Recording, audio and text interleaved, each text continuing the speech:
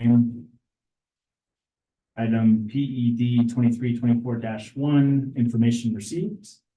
PED 2324-3, information received. We'll move on to the patriotic exercise, and I understand we have some editors from the Lincoln War that we'd like to invite and lead us in the Pledge of Allegiance.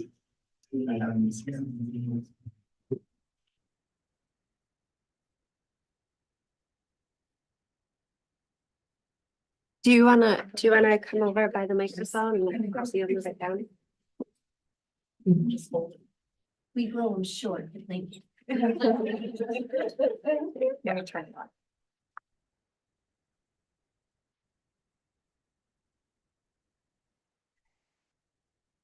And you're welcome to tell us anything about school, your favorite subjects, anything you'd like to share, or you can just jump right into the pledge. Hi, my name is Charlotte. I go to Lincoln and my teacher is Miss Glover. I am one of the Roar Editors-in-Chief. My favorite subject in school is math, and my favorite hobby outside of school is soccer. Hi, my name is Adina. I go to Lincoln School and my teacher's name is Miss Senate. I am another Roar Editor-in-Chief. My favorite subject inside school is writing, and my favorite hobby outside of school is writing. My name is Kala. I go to Lincoln Elementary School, and my teacher is Miss Senate. I'm also one of the co-editors of the Roar. My favorite subject inside of school is math, and my favorite hobby outside of school is art. Please stand. Please stand. Put your right hand over your heart. Begin. I pledge allegiance to the flag of the United States of America and to the republic for which it stands, one nation, under God, indivisible, with liberty and justice for all. Kelly, go ahead. Oh, thank you so much. And would thank you for that. If you'd like to have your picture taken with the board, you're more than welcome to come up and do that. The board present. The new board present. That way. Next to the flag. Big smile. Oh, yeah, you guys like photo pictures. Okay, 1, 2, 3. Stay right there. 1, 2, 3. Don't move. I'm that person. You can send that to me. All right, Miss Glover, you have to send that off. Okay. You're kind of mine. Good job. Well done. Now we'll get ice cream. Oh, that's right. There you go. All right, we will proceed to item 7, roll call. Trustee Mudd. Here. Trustee Blum, the same. Here. Trustee Wong. Here. Trustee DuBois. Here. And I'm here as well. Next is approval of the agenda. We have a motion. I'll make a motion to approve tonight's agenda. I'll second. Great. All those in favor? Aye. Aye. It's 5-0. Item 9, approval of minutes from the 3 meetings that we had in December, the 6th, the 12th, and the 20th. Any comments on the to the minutes? Just that I was not here on the 20th, so I can't vote on this. Okay, we'll separate. Or you can, yeah. Great. Yeah, so why don't we first vote on December 6th and 12th minutes? Could you get a motion to approve those? I'll make a motion to approve the minutes from the 6th and the 12th of December. I'll second. Great. All those in favor? Aye. Aye. It's 5-0. And then the December 20th meeting, give a separate.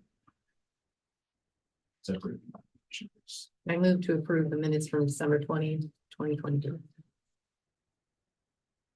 I'll second. Great. All those in favor? Aye. Aye. So 4 with 1 abstention.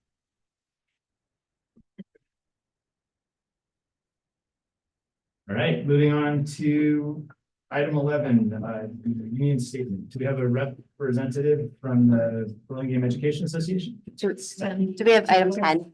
Oh, I'm sorry, I missed. Oh. Sorry. One second.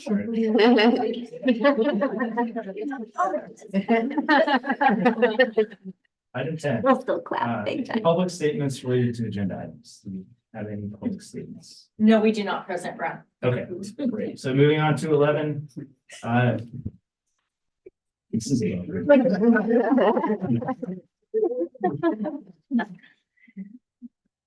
I'm just as short as my editors. That's okay. Hello, I'm Becky Glover and I teach fifth grade at Lincoln. And I want to thank Leslie Pazitsky. She's here also to represent the union and made her read my speech. It's under 3 minutes. So first, I want to say I'm representing not only the BEA, but I'm representing Lincoln School. And something that's been coming up is the special ed teacher search. We are hoping that the search for a special ed teacher for Hoover is still ongoing.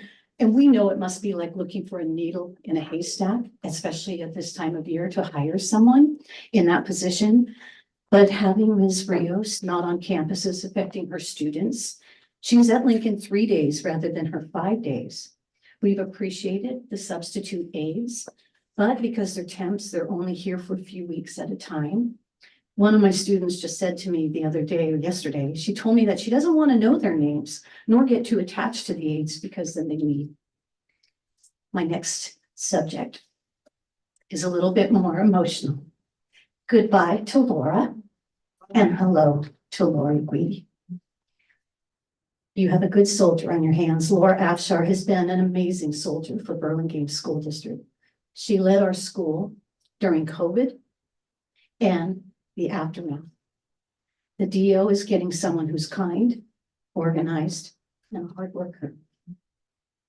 Thank you for hiring Lori Guidi to finish the year as our leader. She knows our kids and our community. I love her dearly personally as a friend, but I also know that we're in good hands with her. And finally, this is kind of left field. I want to acknowledge 2 retired teachers who we lost over the holidays, Ray Hanley and Roxy Folsom. Ray worked at BIS and I remember him as a kind person. I knew Roxy very well. I attended Roxy's service. Burlingame School District was well represented. Retired teachers, administrators, and aides from several schools were there. Burlingame School District really is a close-knit family. I worked with Roxy at Lincoln. She was the definition of the kindergarten teacher. She was also a wonderful role model. I remember the first bit of advice she gave me as I started my teaching career at Lincoln. Be sure to belong to BEA. They represent you and they work hard for you. Right, Valerie? And then this leads me to my union statements. We look forward to BEA BSD contract negotiations. We know that we will continue to grow community insight into our individual schools. We all have different needs. And finally, BEA members are grateful to continue to collaborate with BSD and administration with effective outcomes as you have done the last 2 years. Thank you so much, and may we all have a happy and peaceful new year. Thank you for listening. Thank you, Ms. Glover. Item 12, do we have a representative from the CSEA?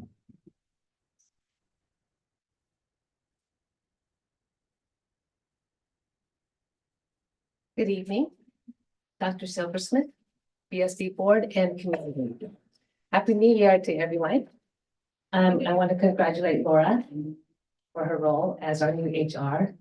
We really need new HR, upbeat person. I love her. I've known her for many years. She taught my number 2 son, who is 22 years old and getting ready to graduate from UCSD this spring. So congratulations. Okay, my name is Lori Sue, CSEA Chapter 46 President, as you all know. Our last chapter meeting was held on December 20th, 2023. During that meeting, we ratified the following 4 items: human resource technician, early notification incentive for classified employees, custodian weekend work differential, reclassification of instructional aid to behavioral aid. Our membership continues to grow strong. We are looking forward to the rest of the year with our faculty, students, and their families. Thank you for your support and have a nice evening.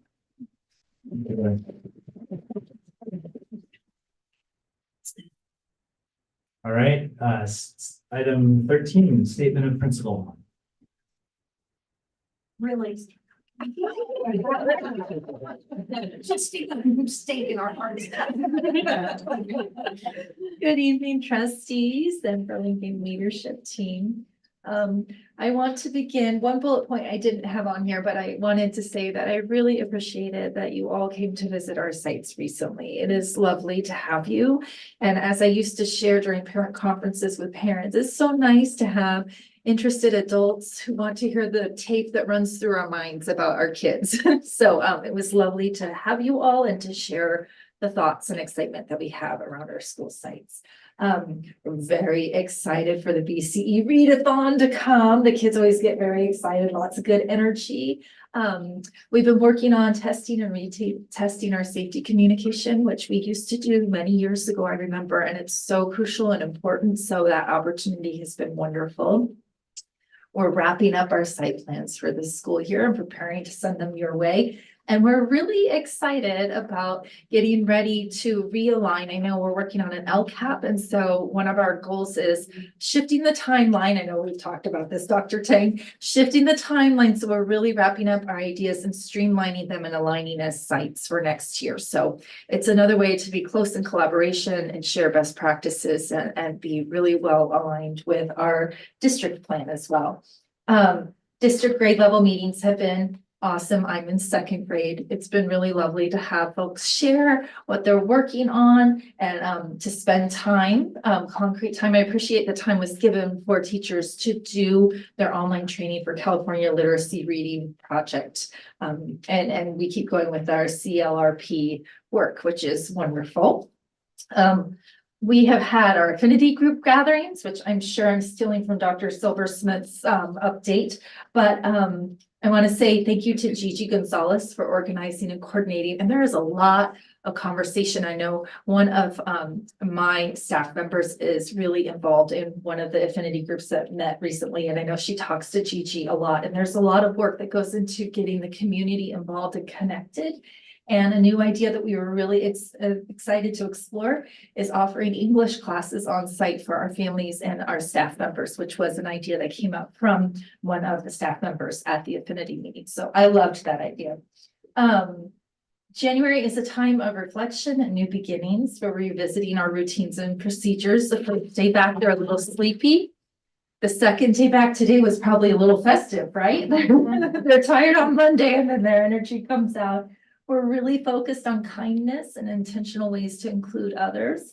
I know a lot of our work around Dr. Martin Luther King's birthday is reflecting on that. And as we go into Valentine's Day, we like to work on friendship and kindness.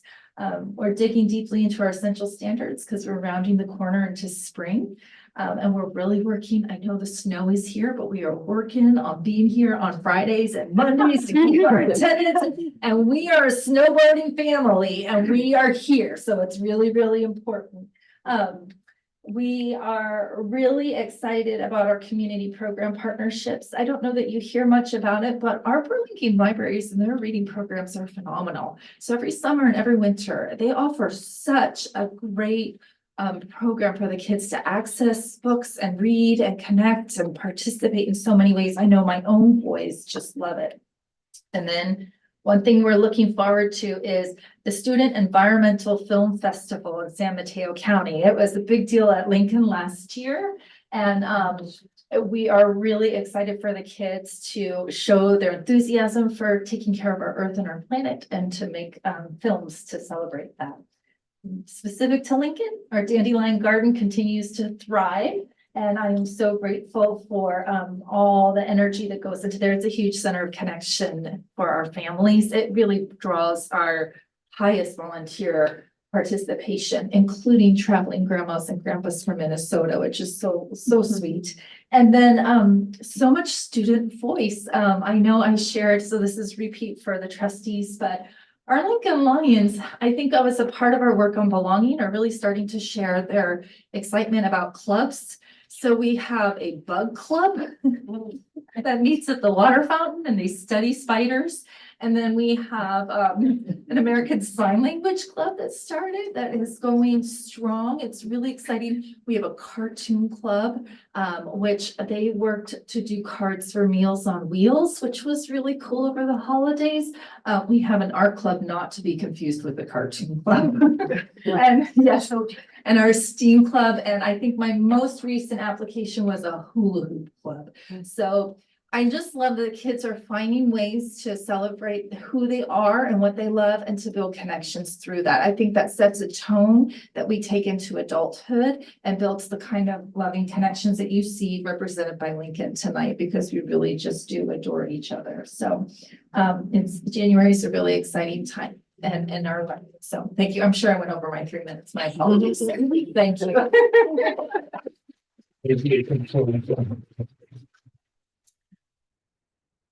Item 14, statement of Dr. Silversmith, superintendent. Interim Director Afshar, I hope I don't have to go after you again.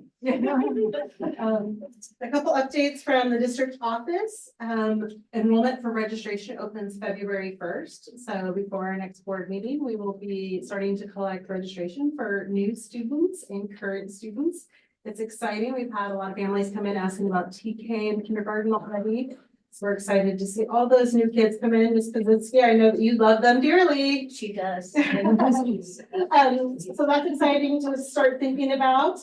Since our last board meeting, the updated COLA percentage came out at 1%, which means that we are looking at a structural deficit for next year about $2.6 million. So we have been working closely in e-cabinet, executive cabinet, making sure that our position control is going to be very closely watched and following up with a lot of the information that we've received from FICMAT. Within the next couple of days, we know that the governor's budget will come out. So we'll be following up closely with that and seeing what the multi-year projections look like for our district. And we'll keep everybody well informed with all of that information too as we move forward. We have also been doing a lot with our FICMAT report since they came to visit us and they've been supporting us.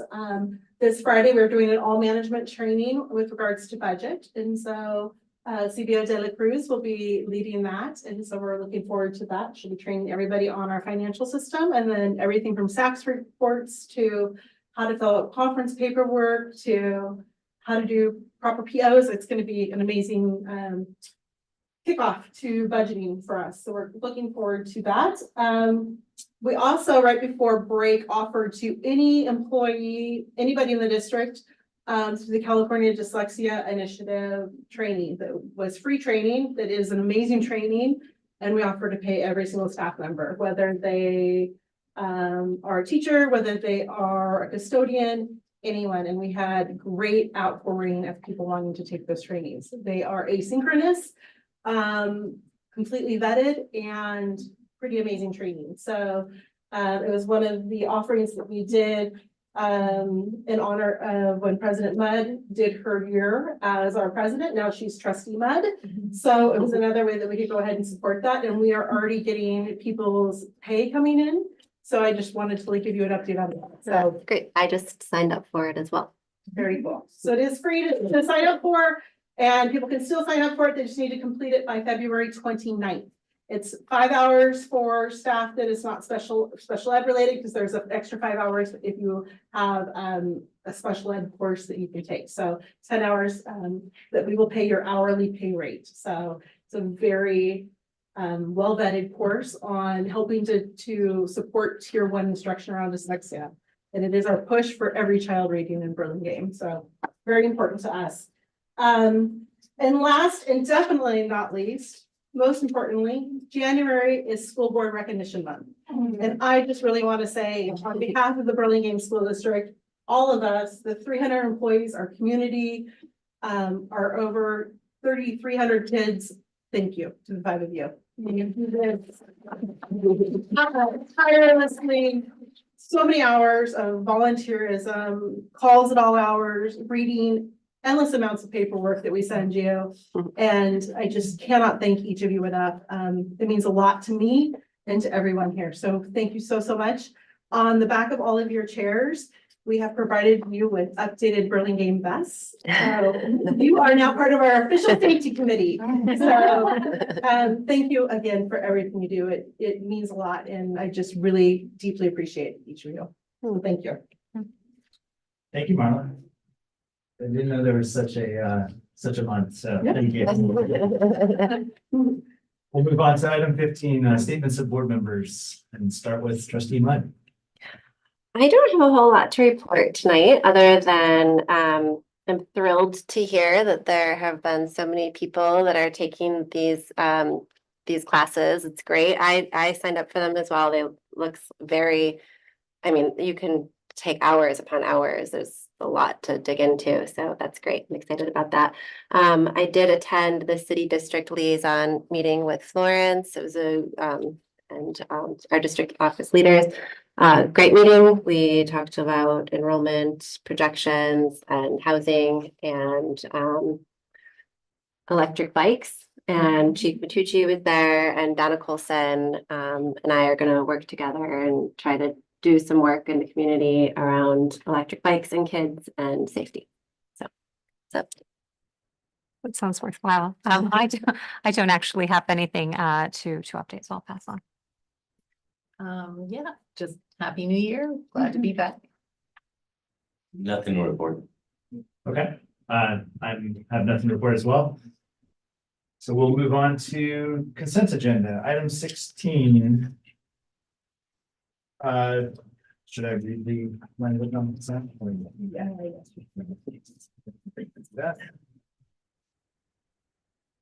So the consent agenda is a way to consolidate many items considered by the board to be routine business. These items often require approval but do not need discussion.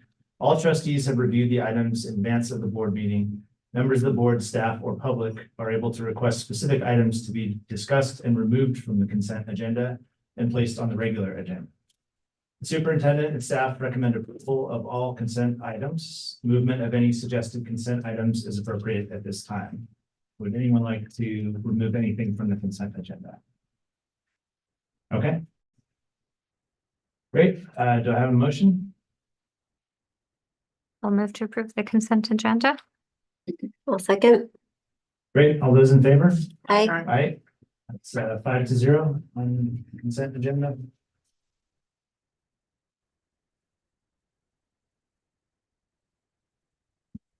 And we'll move on to item 17, education, starting with 17A, response to intervention, instruction, RTII presentation. Dr. Tang, are you introducing this one? Sure, absolutely. I'm delighted to introduce our amazing RTII members in our district. And I want to share that in our district, we have employed 5 RTI response to intervention and instruction teachers to serve our elementary schools. And it's only elementary, not in middle school at this time. Well, in the future, we can consider to continue to grow. And the team will discuss the formal definition of RTII, early intervention, and the scope of work of RTII in Burlingame. And we will include information about literacy assessment. That I want to say that they worked diligently over the last several months, and not only preparing, but just really working with our kiddos. So I'm going to present our team, and I'm going to have them introduce their name.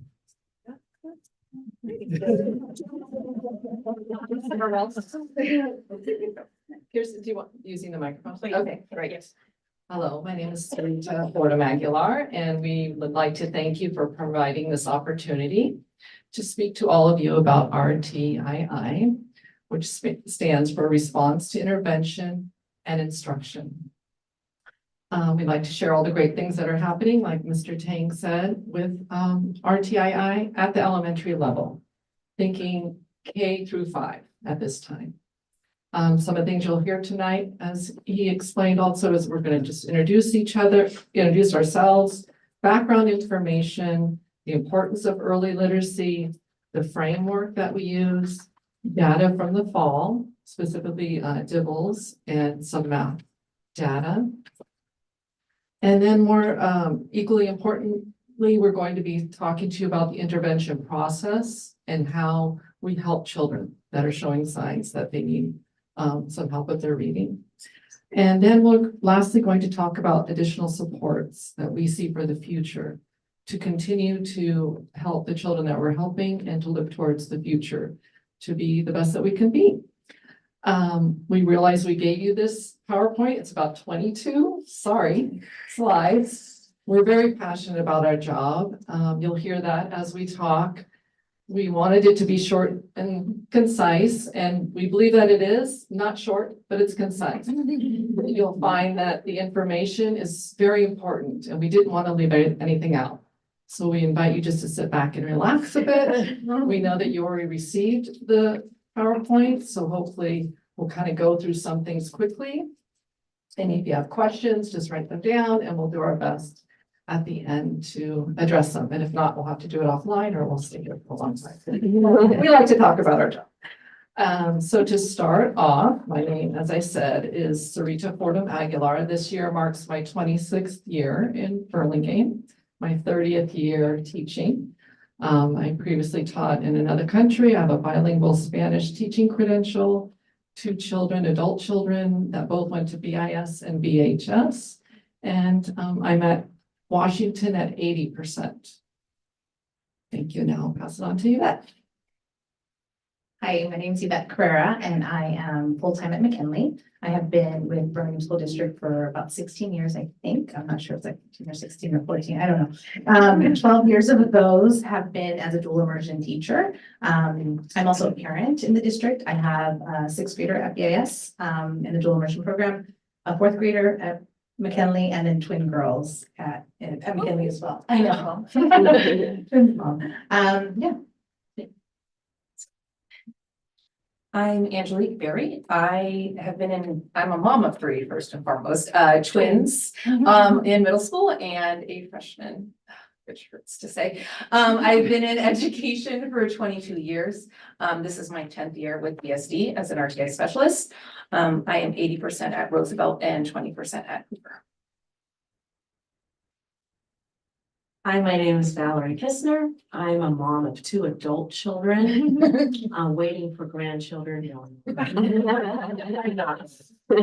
I'm the sandwich generation because I have both of my parents and they're 91 years old. I know, so I've got both ends. I've been in Burlingame for 24 years, but I've been teaching for 37 years. And my children went to Lincoln and to BIS, and Miss Glover was their teacher. I'm 80% Lincoln and 20% Hoover. And then I'm going to introduce for Tara Cook. Unfortunately, she's ill and couldn't make it tonight, but she has been with BSD for 6 years, teaching a total of 18 years. And has a special education credential also. She is 80% at Franklin and 20% at McKinley. So as you hear, some of the teachers here are running back and forth across town, so don't get in their way when they're on their way to their class. Okay, so we'll move to slide 2.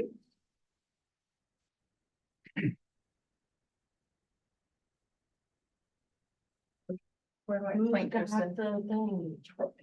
Point down, working? Okay. Is it the big arrow? Oh, no. Oh, all right, we'll just, sorry. So there's going to be some acronyms. I don't know if you're familiar with this. You've heard these before. MTSS is multi-tiered system of support. And that, if you can imagine, is an umbrella.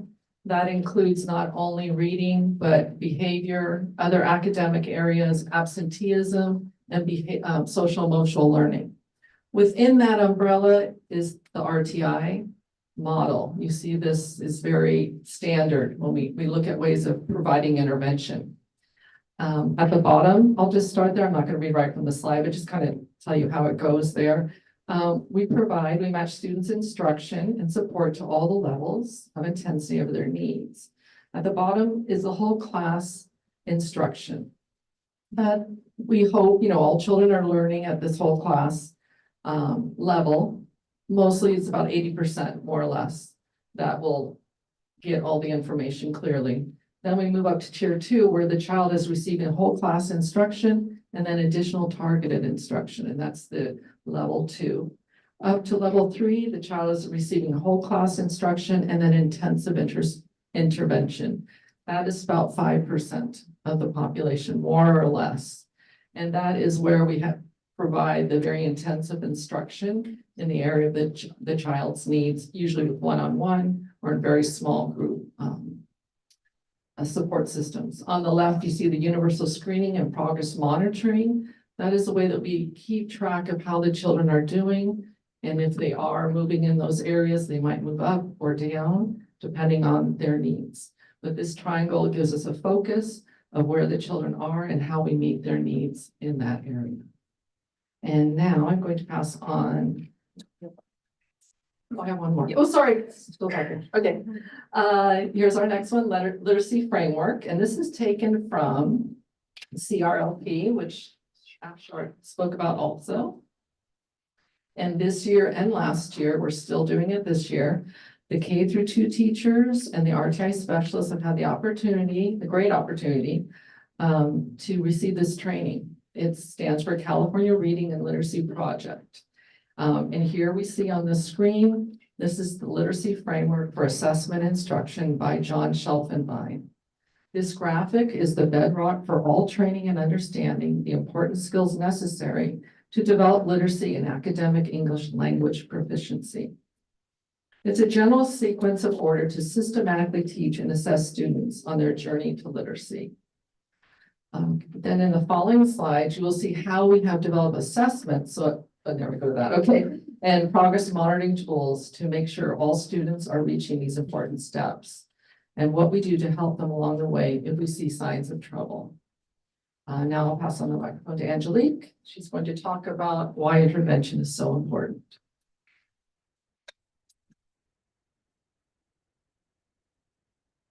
So we realize some of these slides are very dense. And then we know good presenters don't always read from our slide deck. So we know what this says. We see the word critical on there. And so by not even being told by Tony Thurmond and Governor Newsom, everyone in this audience is a supporter of reading and early literacy.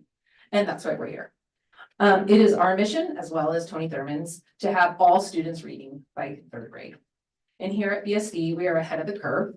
We have implemented universal screeners since 2011, and we understand that early intervention is critical at the early grade levels, and that's what we're here to talk about tonight. And Valerie is going to talk about what early intervention looks like in the slide 5 already. RTI is not a program. You can't buy a kit or a box. It doesn't come in a box. It is a process based on data revealing academic needs. It is meant to prioritize and service our most vulnerable with early intervention. It is meant to be flexible and driven by the needs of each site. What is it that we actually do? We started by implementing the screener DIBELS, which Yvette will explain in more details in a minute. For every K through 5th grade child in our district 3 times a year. As you already heard, Gavin Newsom put into place this year a required use of an approved dyslexic screener, such as DIBELS, for every district in California. Burlingame School District has been DIBELing with validity for the last 12 years. We are ahead. After RTII implements this testing, we gather the data and run the reports. We present the data to our district, our site administrators, and our teachers. We are members of the district assessment committee, so thus we help with the diagnostic assessments that our elementary teachers currently give 3 times a year also. We provide yearly trainings on those assessments to launch their testing. We built the digital recording sheets for their data collection. We built and maintained the assessment calendar with live links to the forms needed by the teachers. Once all that data is submitted, the DIBELS and the diagnostic tests. We then meet with our administrator and our teachers to analyze all the data and to create an action plan for our students. In addition to what we see, next slide, my fault. Vanna, thank you. In addition to what you see here, I'm not going to go over this, you saw it. In addition to what we see here, we also implement that action plan by pulling out and servicing small groups of students based on similar targeted needs, pushing into classrooms and working with the classroom teachers to model and coach them through lessons, either whole group or small group based on class needs. Ms. Clover will verify. We pair with the classroom teacher and work on developing curriculum that focuses on differentiation for our RTII kids. We attend teacher-parent conferences, SSTs, and SOCs. We provide data reports for our administrators, our teachers, and our specialists. We collaborate with our RSP teachers, not just providing data, but for supporting, for servicing and transitioning the RTII kids, students to RSP. We provide support and educational resources for parents learning about dyslexia or other learning challenges. We service newcomers and language learners, plus provide strategies and materials for the classroom teachers to help support our RTII kids. We service all elementary sites, each receiving a percentage of RTII time. Our RTII teachers are very well educated in early literacy, as you already heard. Over the last few years, we've been trained in Orton Gillingham and Wilson. For Wilson, we had the privilege of a year-long training with live model lessons and coaching and foundations and just words. Two of our RTI teachers continued with the training and are now Wilson dyslexic practitioners. This year, we are currently involved in the CRLP training, as you heard from UCSF. Berkeley. Wrong school. Yeah. I went to San Francisco State. And on top of all of that, we prepare and present presentations such as this. And we'll soon be presenting with Marla at the SELPA, is that what it is? The SELPA conference in April, speaking as keynotes about our RTII path and the process it took to pull RTII together at Burlingame 12 years ago. We truly are in the forefront of our state's path. As promised, Yvette will now speak about more details about the DIBEL screener we use here at Burlingame School District. So all students, kinder through 5th grade, are screened for risks of reading difficulties with DIBELs. Oh, to the next screen. Oh, the next slide, sorry. Sorry, I forgot to wink. So to accomplish this, we use DIBELs, a universal screener that is nationally normed. DIBELs measures reading foundational skills such as phonemic awareness, decoding and blending, and all those other measures that you see there. This year we are on the online version, which has cut our time in half. And it's through M-Class Amplify. And it's actually helped us collaborate as a team. Think of DIBELs as a thermometer. It helps us identify students that can be at risk for reading difficulties. So we go to the next slide. In addition to the screener, we then dive deeper with diagnostic assessments that help us learn the unique needs of our students. These assessments are administered by the classroom teacher. This data, along with the DIBELs, helps us identify students that are in need of intensive support. All right, next slide. Yes. Okay, so some things to consider before we delve a little deeper into all the pie graphs you're going to see. The data you're about to look at is inclusive of language learners, newcomers, and students with IEPs and 504s. So all of those cases have been included in this information. Currently in kinder through 5th grade, there are 185 students with an IEP, 64 students with a 504, and kinder through 5th is inclusive of 329 English language learners. 66 of those have been in the country for less than 12 months. The definition of terms that you're going to see here, I'm going to talk about in the next slide. So DIBELs, sorry, lost my train of thought. DIBELs describes their levels of performances in 4 color bands. Blue being negligible risk, which means they are at or above grade level. Green, which is what we talk in colors, so that's why I'm going through this. In green is at grade level, meaning they're working within their grade level. And then yellow is the strategic band, which then, the green also and the blue can go to tier 1, which is relating it to the RTI triangle. Yellow range, which is strategic support, is linked to tier 2, which we said is about 15%.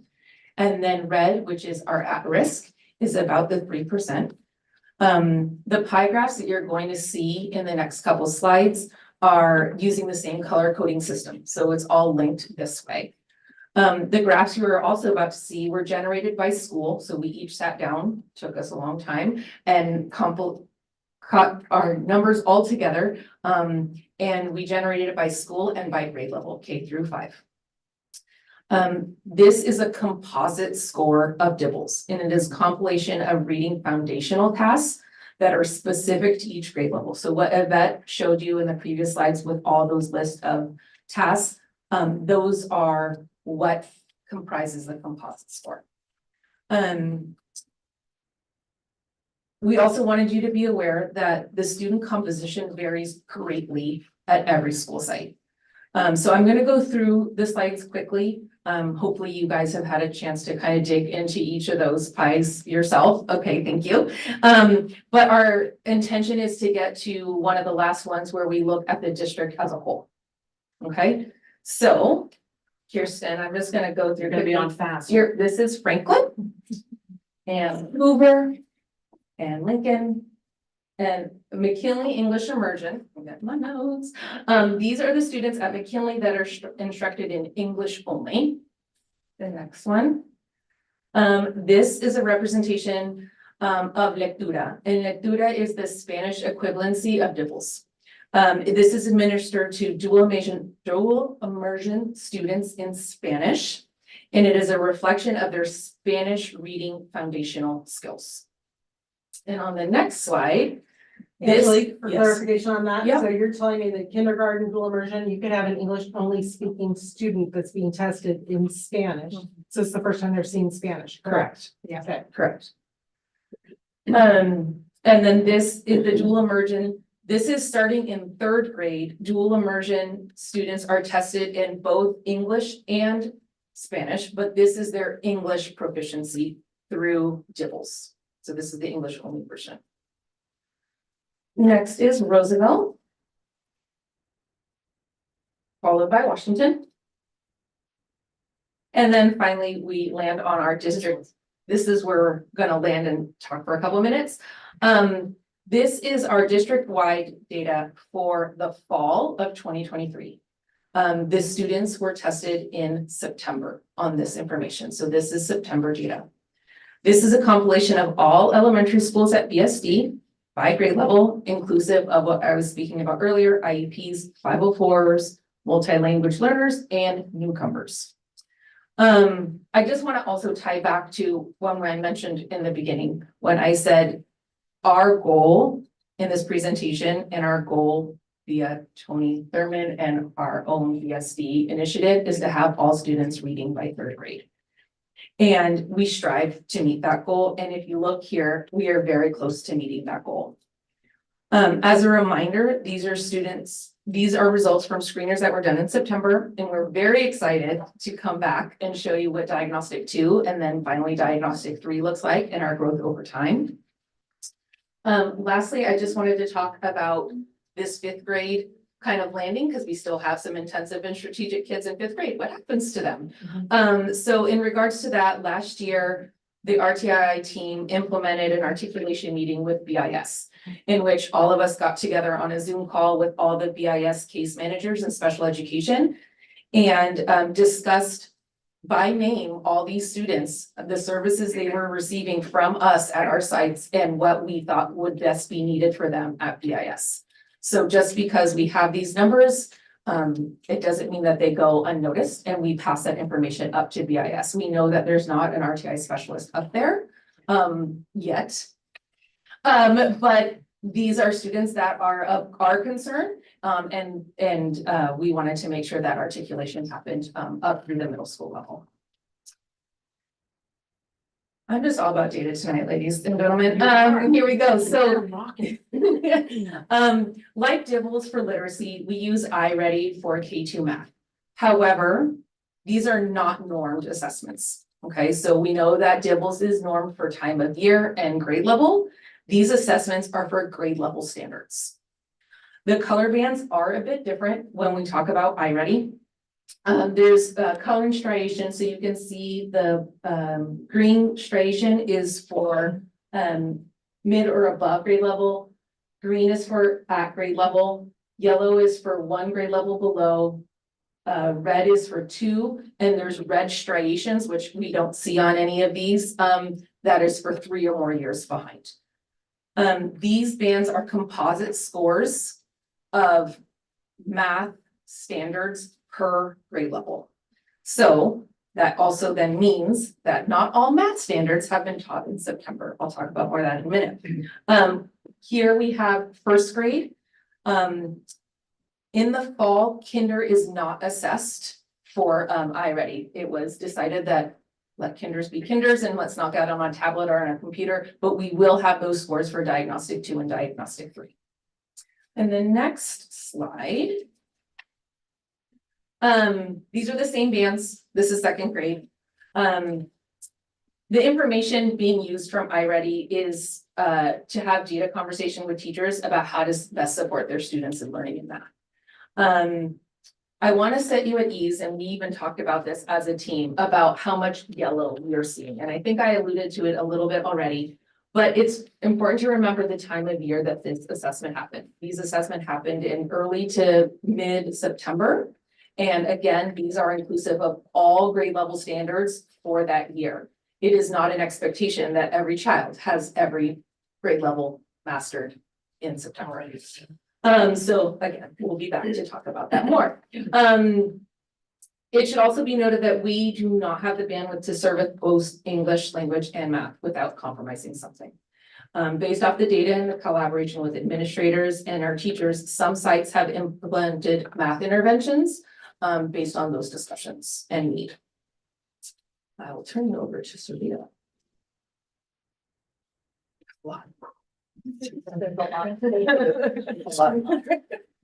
Sorry if that was too fast. I get nervous.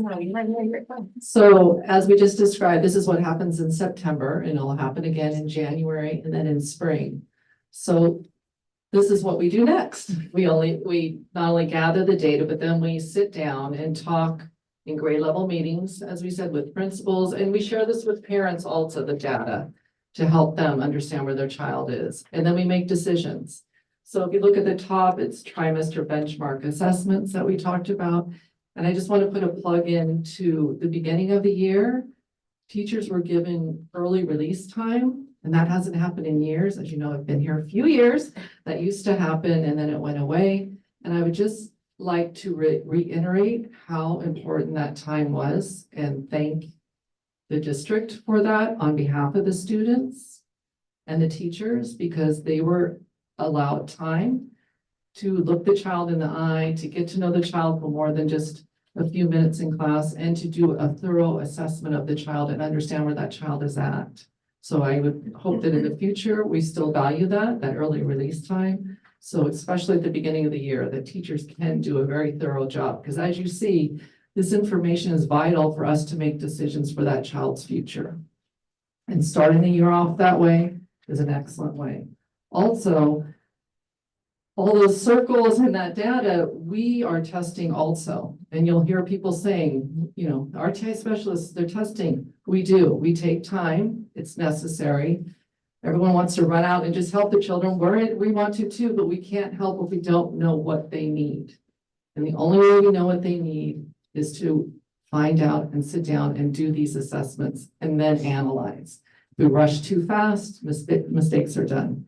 So very important that the RTII specialists, I'm exhausted looking at Yvette's with McKinley. I mean, you saw that those children are tested twice. And so who's doing the testing, right? So there's a lot of work that's done at McKinley. There is extra time there for the RTII specialists, But each of us is responsible for providing that information and getting that quality information 3 times a year. So I just want to make sure that that is understood. So looking at that circle, it keeps going around. We do the interventions, whether it's push in or pull out. We progress monitor. This M class is excellent. Yvette really pushed that this year, and I'd like to thank her because that was really tight at the beginning of the year to get this computerized way of doing dibbles, and it does cut the time. So we appreciate that. We know it costs money, but the payoff has been excellent. It also does a wonderful job progress monitoring, where we can just take two minutes, maybe 3, and assess the child and see how they're doing and adjust our teaching for that. And that's what's happening there. We do our progress monitoring, and then we target the interventions, and then we go on and on and on. So I'd like to now, I think the next part is back to Angela. Okay. Did you rest up? Right. Okay. Thank you. We're covering for Tara Cook, who's not here, so sorry you're hearing me so much tonight. So here we go. Our wish list, our pie in the sky. We're public school teachers. We know that, but hopefully you know how much work we do. So what would our ideal RTII look like at BSD? And that would be 1 RTI specialist per site. So that we could really dedicate the time that is needed at every school site. A research-based curriculum for newcomers. Training to assist us better to be better coaches for our teachers at our sites. Time set aside within our day to talk to teachers, administrators, and collaborate with each other. And a targeted sequential curriculum for Spanish dual immersion students. We can always wish. So here we are.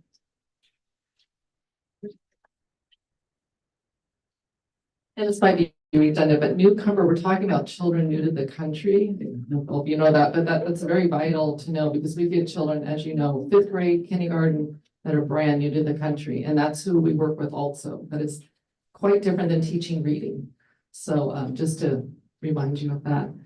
So we're about done, that much faster than I thought. Our last slide is just back to the pie. So we'd like to thank you for your time and attention. We hope that we filled you with some information. We're very excited, as you can see, to continue our work and our journey with all of you together. We will take questions if you'd like to. We have time here. So Yeah, no, thank you so much. We'll happy, any questions? That's just a procedural. So when you administer the dibbles, so you go into a classroom and then you do it and like all the kids take it. I mean, this year on the computer at the same time, like how is it? Oh, good question. Okay, so it depends on the grade level. There's different areas that we're looking at. So in 2nd through 5th, the children do an online screener first in the classroom. And that takes 3 minutes. That's called the maze. And the teacher does it? The teacher does it, right. We set it up so the teacher can do it, but there's nothing they really do except tell them to turn on their computer and follow the directions. It's a 3-minute comprehension test. Based on that, that's a screener. We will see how the child does. If they pass that, then we do not do any further testing. If they do not pass it, then we do pull them out. We all work with the classroom teacher to minimize interruption. So I know, and I think I can speak for everyone, that we can, we work with the teacher and say, I'm going to come in this time, when's the best time? And we sit outside the room. You know, logistics are as close as we can to the classroom to pull out the child. Kindergarten and through 2nd, it's more elaborate. We sit with them outside of the classroom and run the dibbles tests. And depending on their year, it depends on what type of test we would do. Is that? And you do groups of 3 kids? No, this is 1-on-1. One, so like they just rotate in and out, in and out. And we're there with the computer putting the answers in. And they have before. paper. The kids are on paper. The kids are on. So yeah, so K through 2nd, the kids are on paper. They have the piece. They have the piece. We, this year, for the first time, we used to have paper too. We would mark up our paper, then spend hours at home grading those papers. Now we do it on an iPad, but the kids are still on paper. They're reading paper, they're reading nonsense words, they're decoding, they're segmenting sounds. So we're checking for all the rapid naming, the things that are very common for kids who are struggler, that may struggle in the future with reading. These tasks are big eye openers, or even if you did intervention and teaching, a kid who's going to struggle with this will still struggle with this. Does that make sense? So it's a great, like a precursor or predictor of the future. If the kid is struggling with this, then we're like, okay, what's happening? That's K through second. And then 2nd through 5 takes the maze on the exam. Did that answer your question? Yeah. Thank you. Okay, sorry. And we also look at the teachers are doing their testing too. That's why I was talking about where they had the time after school to test their children. It's different than what we do. But together with those results, we talk about how the child is doing and do they need intervention? Do they need an SST? Do they, they really complement each other. But that was a good question. It's not a child just on a computer filling out things. We've seen those, but this is us talking to them. We can pause it, we can stop. We can repeat some things, but some things we don't. It is very much standardized that you follow exactly the way that it's asked to be measured. Great. Any other questions?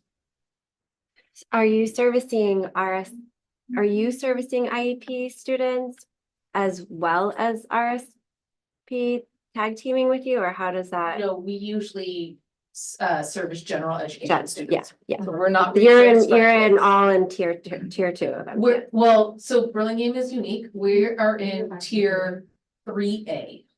Got it. So.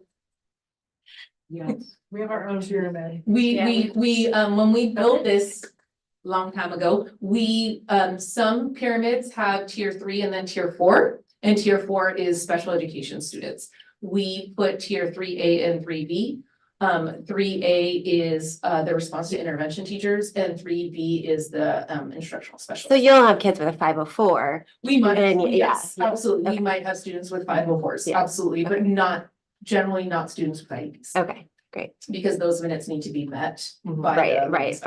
Because some of you are trained in something that would a student with a IEP would qualify for. Correct. So yeah. And then another. Can I just answer that really quickly? Yeah. So when we were trained in foundations and just words, not only were we trained, but all of our resource specialists that were hired at that time were also trained. So all of our resource specialists are trained in foundations. Exactly. And Orton Gillingham. They were trained in foundations and just words, and it was RTI, RSP teachers and SDC teachers. Yeah, Orton Gillingham was an option that we took, and we took one of our summers and we did it for a week in the summer. And I know other teachers have done it since, but the formalized part of that was just the 5 of us. Right. Okay. Yeah. And then I have a couple other questions, but I Just had one, but go ahead. Okay. I was just curious how large your average groups are, how big your full caseload is. I mean, I know all of your schools are different size, so just generally speaking. It fluctuates a lot. So I would say I can speak to the. Nothing doesn't have to be accurate. Yeah, the group range would say, I think any of us would take as low as maybe 2 to 3 students and maybe no more than 6, but I know there are some groups that have been as large as 8. And that's sometimes with an additional support person with us. 8 is not ideal for a small group intervention, but usually some of us, I take sometimes a group of 8, but I have an instructional aide supporting me during Oh, that you time.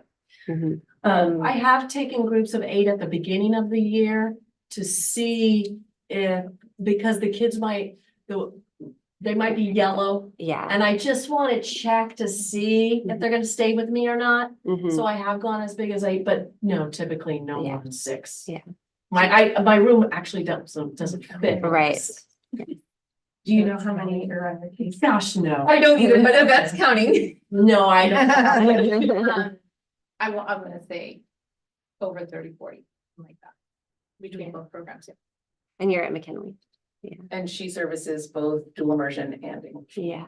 And there's about 400 kids at McKinley. 570. 500. Yeah. Something like that. So there's room for more kids to be seeing you if there was room in your day. Oh.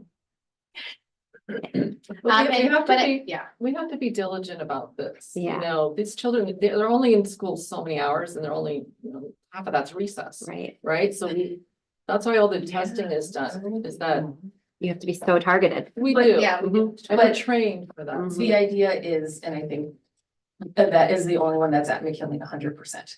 And she Right. has the additional 20% with Tara helping her. The rest of us, none of us are at our sites 100% of the time. Mhm, So is there room for more groups? Absolutely. mhm. Is there a need? 100%.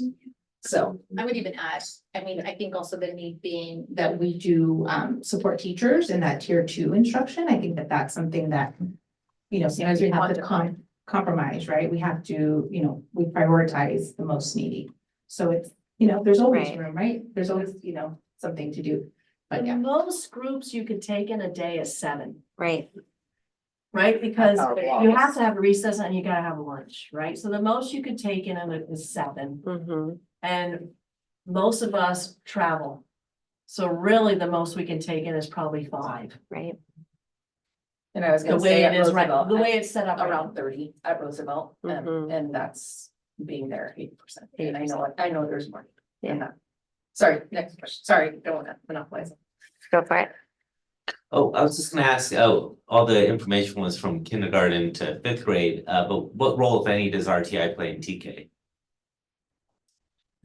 No, go ahead. Oh, no, you go. I was just gonna say, handling TK is new for ours, and I know that Dibbles starts measuring, I think, at kinder.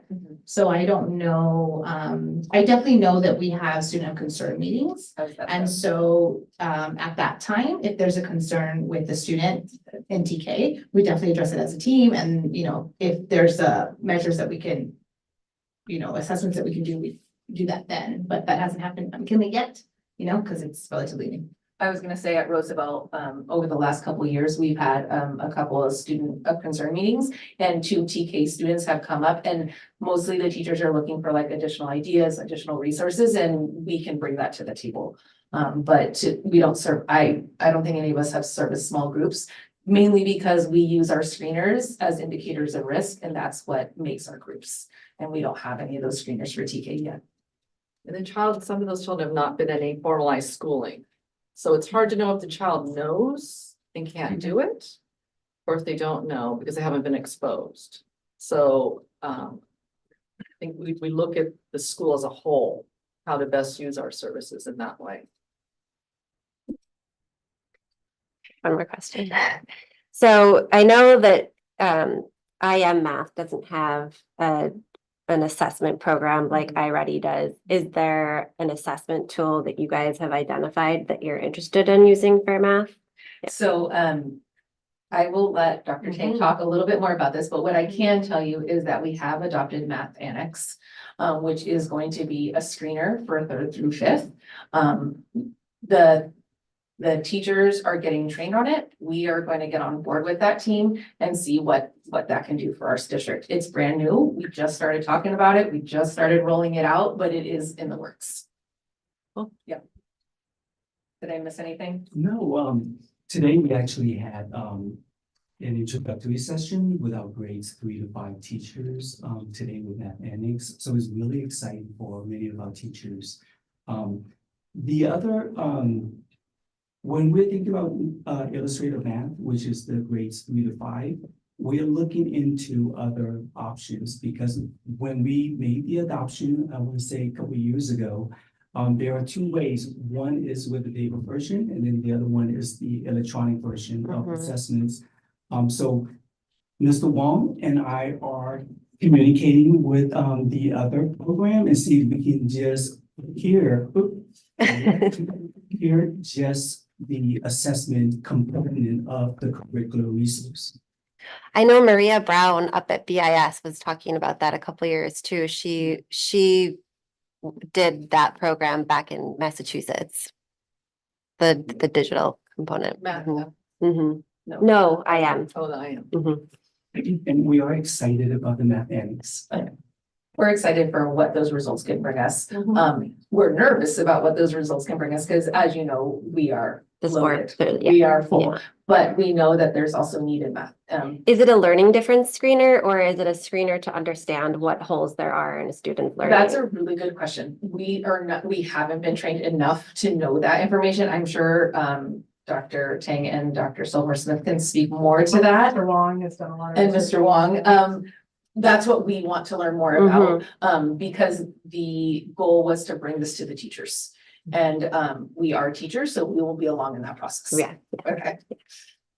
Any other questions? We hope this information was useful. It was. We're excited to come back and show you progress over time. Thank Yeah. you so much. It was an extremely good presentation. And I know putting all that data together and compiling it from all the schools was probably a ton of work, but it's really great. And I look forward to seeing those yellow bars get smaller. Thank Really appreciate it. And I mean, I know firsthand how valuable the program is. So thank you. Thank you very much. And thank you for taking your time this evening too.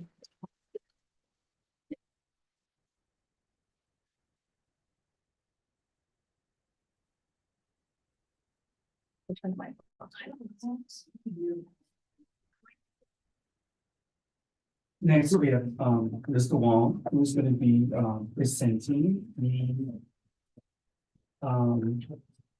student and staff demographics presentation. I want to underscore how JEDI, everyone knows in terms of justice, equity, diversity, inclusion is a priority for our district.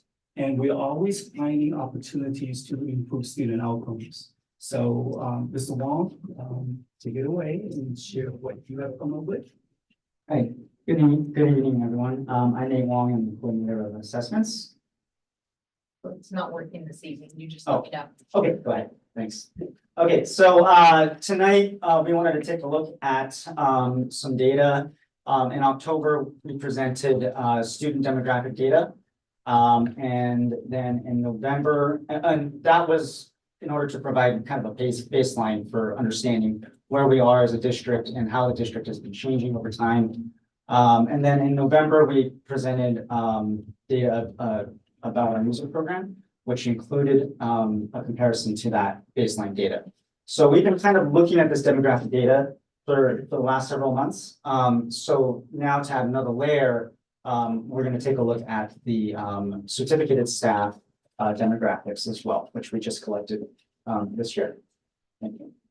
All right, so the next 3 slides show the same data for 3 years. So starting in 2021 to 2022. So I'll just give you a second to take a look here and just take note of some of the disparities that you can see between the 2 data sets here. And again, I just want to underscore that this is certificated staff only, so this is our teaching staff, as well as our certificated administration. Space. And then again, this is the same data set for 2022 and 2023. And you can see there's very little difference. The same disparities exist in this year as well. Next, please. And then this is the data for this year. And again, very little change. Thank you. So our main findings were that we do have some disparities here. Some of them pretty major, mainly within our white teachers and students, Asian teachers and students, and Filipino teachers and students. Those were our kind of the biggest, most salient disparities. So I'll just pause here to see if there are any questions about the data before I move on. Okay. All right, so what to do with the data? So the next steps here, we have this pretty simple flow chart here. So we've identified that there's a disparity here. And so there's kind of 2 branches that we can kind of take a look at here. So one is human resources based, so that would include recruitment, so things like job fairs, seminars, conferences, things like that, as well as retention. And I just want to mention that the National Council for Teacher Equality notes that teacher diversity is important because if students of color have this teacher of color, it increases their academic achievement and also their placement in advanced courses, reduces discipline incidents, improves attendance, increases high school graduation and college attendance, and also improves social and emotional learning. Sorry. No, thank you. And so the other branch is building capacity. And this is something that we're really passionate about, and this is kind of part of what JEDA is all about. And so building capacity, one of the things that we're really interested in is culturally responsive teaching. And so just to define it, the author Zaretta Hammond defines it as helping culturally and linguistically diverse students who have been marginalized in schools build their skill and capacity to do rigorous work. So essentially, it's focusing on student assets as opposed to the deficits in order to build learning partnerships, as well as trust between students, teachers, as well as their families and the community. And so, sorry to plug this in here, but Math Annex, one of the things to answer the question about that is it's an asset-based math assessment. So it's measuring what the students do know, not what they don't know. So that's a huge, huge thing for us, and that's why we're so excited, or one of the reasons why we're so excited about it. So just an example of culturally, or us building capacity and culturally responsive teaching, and something that we will continue doing, and we're excited to continue doing, is working with the California Reading and Literacy Project through UC Berkeley, and you know, culturally responsive teaching, as well as, you know, science reading and all these things. These are the things that CRLP is all about, and this is what we, you know, one of the things that we are really excited to build capacity with our staff.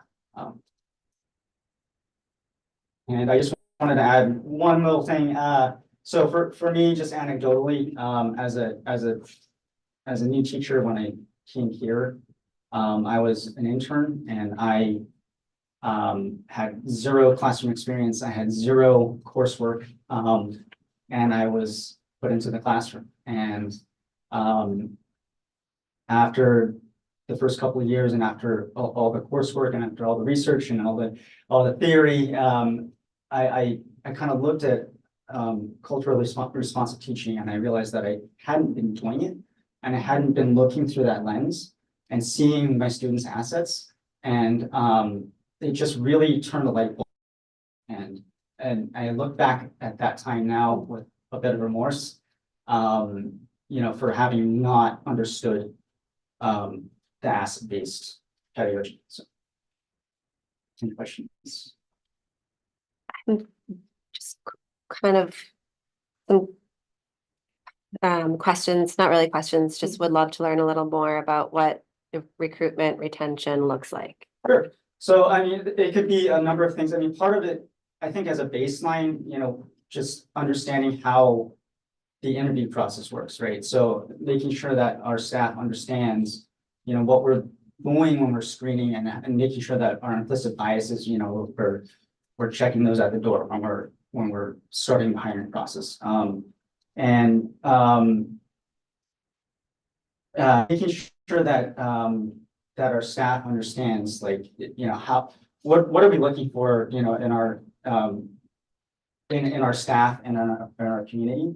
But in addition to that, things like networking events, job fairs, things that we stopped doing during the pandemic that we can now start doing again.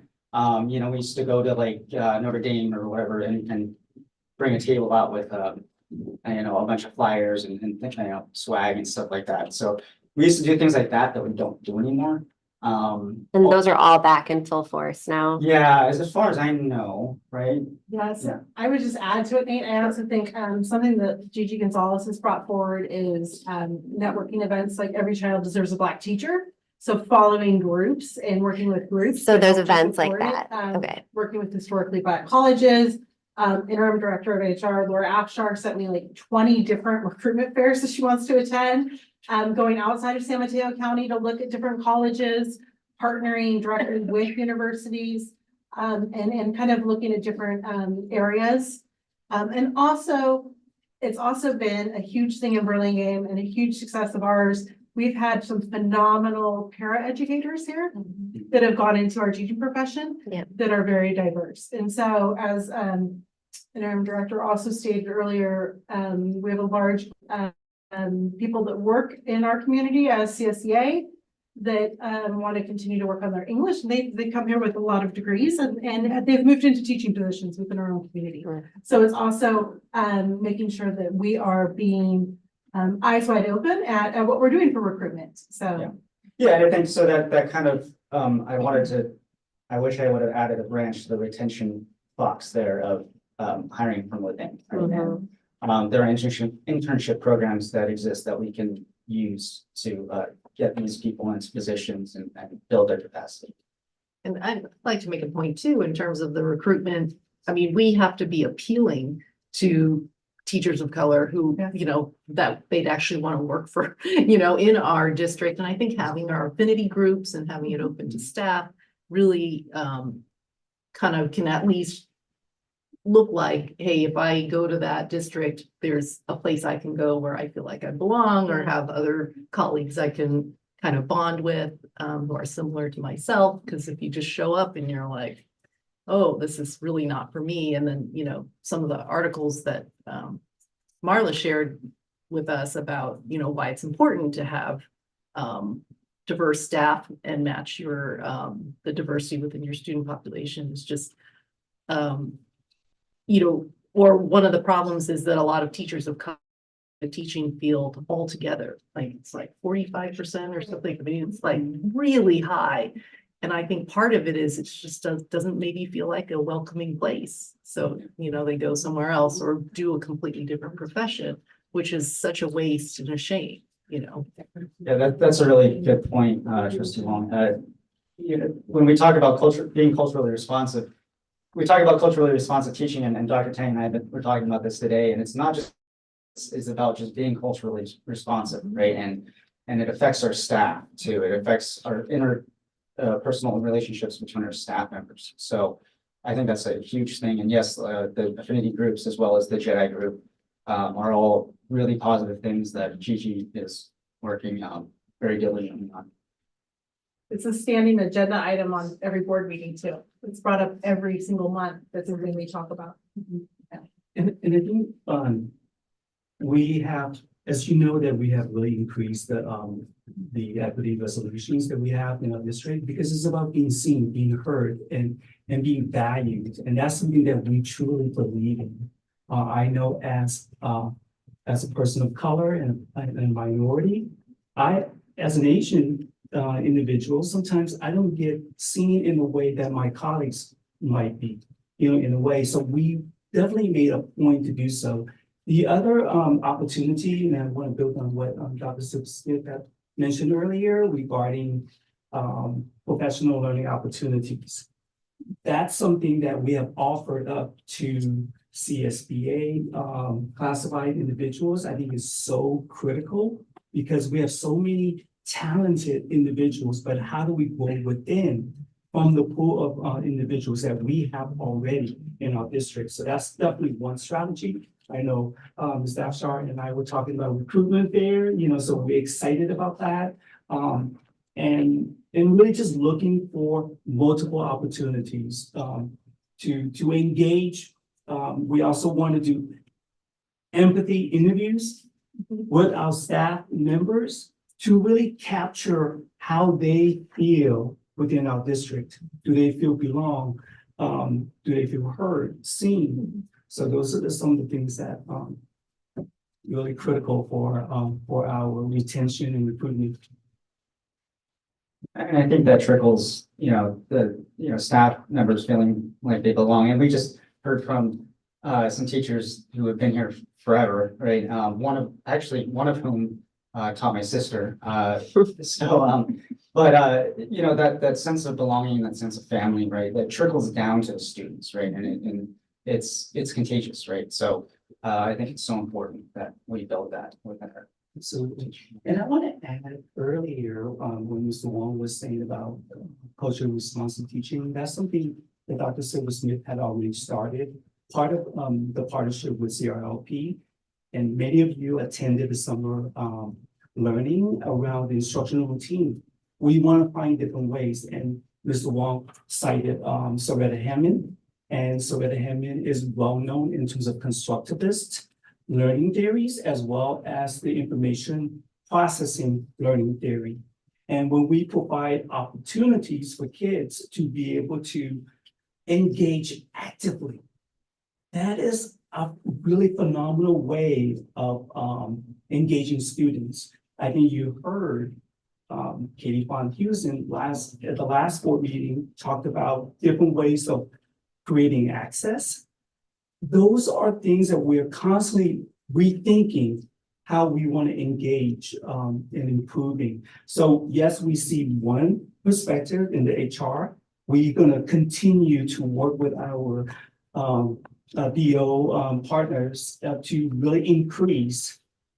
But the instructional side is also critical. And that's something that we want to continue to build capacity of our teacher leaders. And it's connected with the RTII because if you notice, they said we're also coaches. And that's something that we want to continue to grow. Great. Any other questions for Mr. Wong? Sorry, one more. The retention, with the California Healthy Kids Survey, do we have the option to survey the teachers in that? We do. Yes. We haven't, at least not for a while, but yes, we do have. And that might be a way to capture that information too. That's all. Great. Thank you very much, Mr. Wong. Appreciate the presentation. Thank you. Item 17C, approval of Champion's proposal for expanded learning opportunities program. This is a voting item. Yeah. Yes, and we invited our Champions partners to share some information and then also creating space for you to ask any questions that you might have regarding how do we tackle TLOPs. And also, I knew it was Board Appreciation Month, so the delicious. Thank you. So I could have waited after the presentation. And I tried to get it into before you had closed sessions, so you could enjoy it prior to, but thanks, Steve. You bet. You want me to put a couple on it? That'd be great, thank you.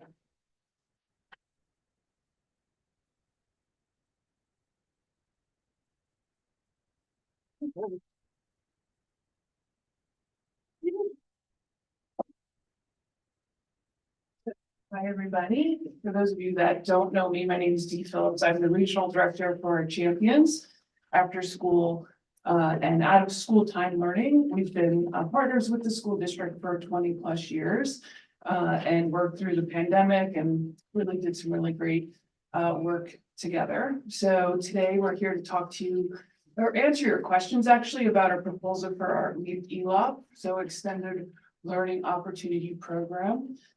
We currently, so that the document that I handed out, you guys already have the proposal. The document that I handed out is actually a CDE.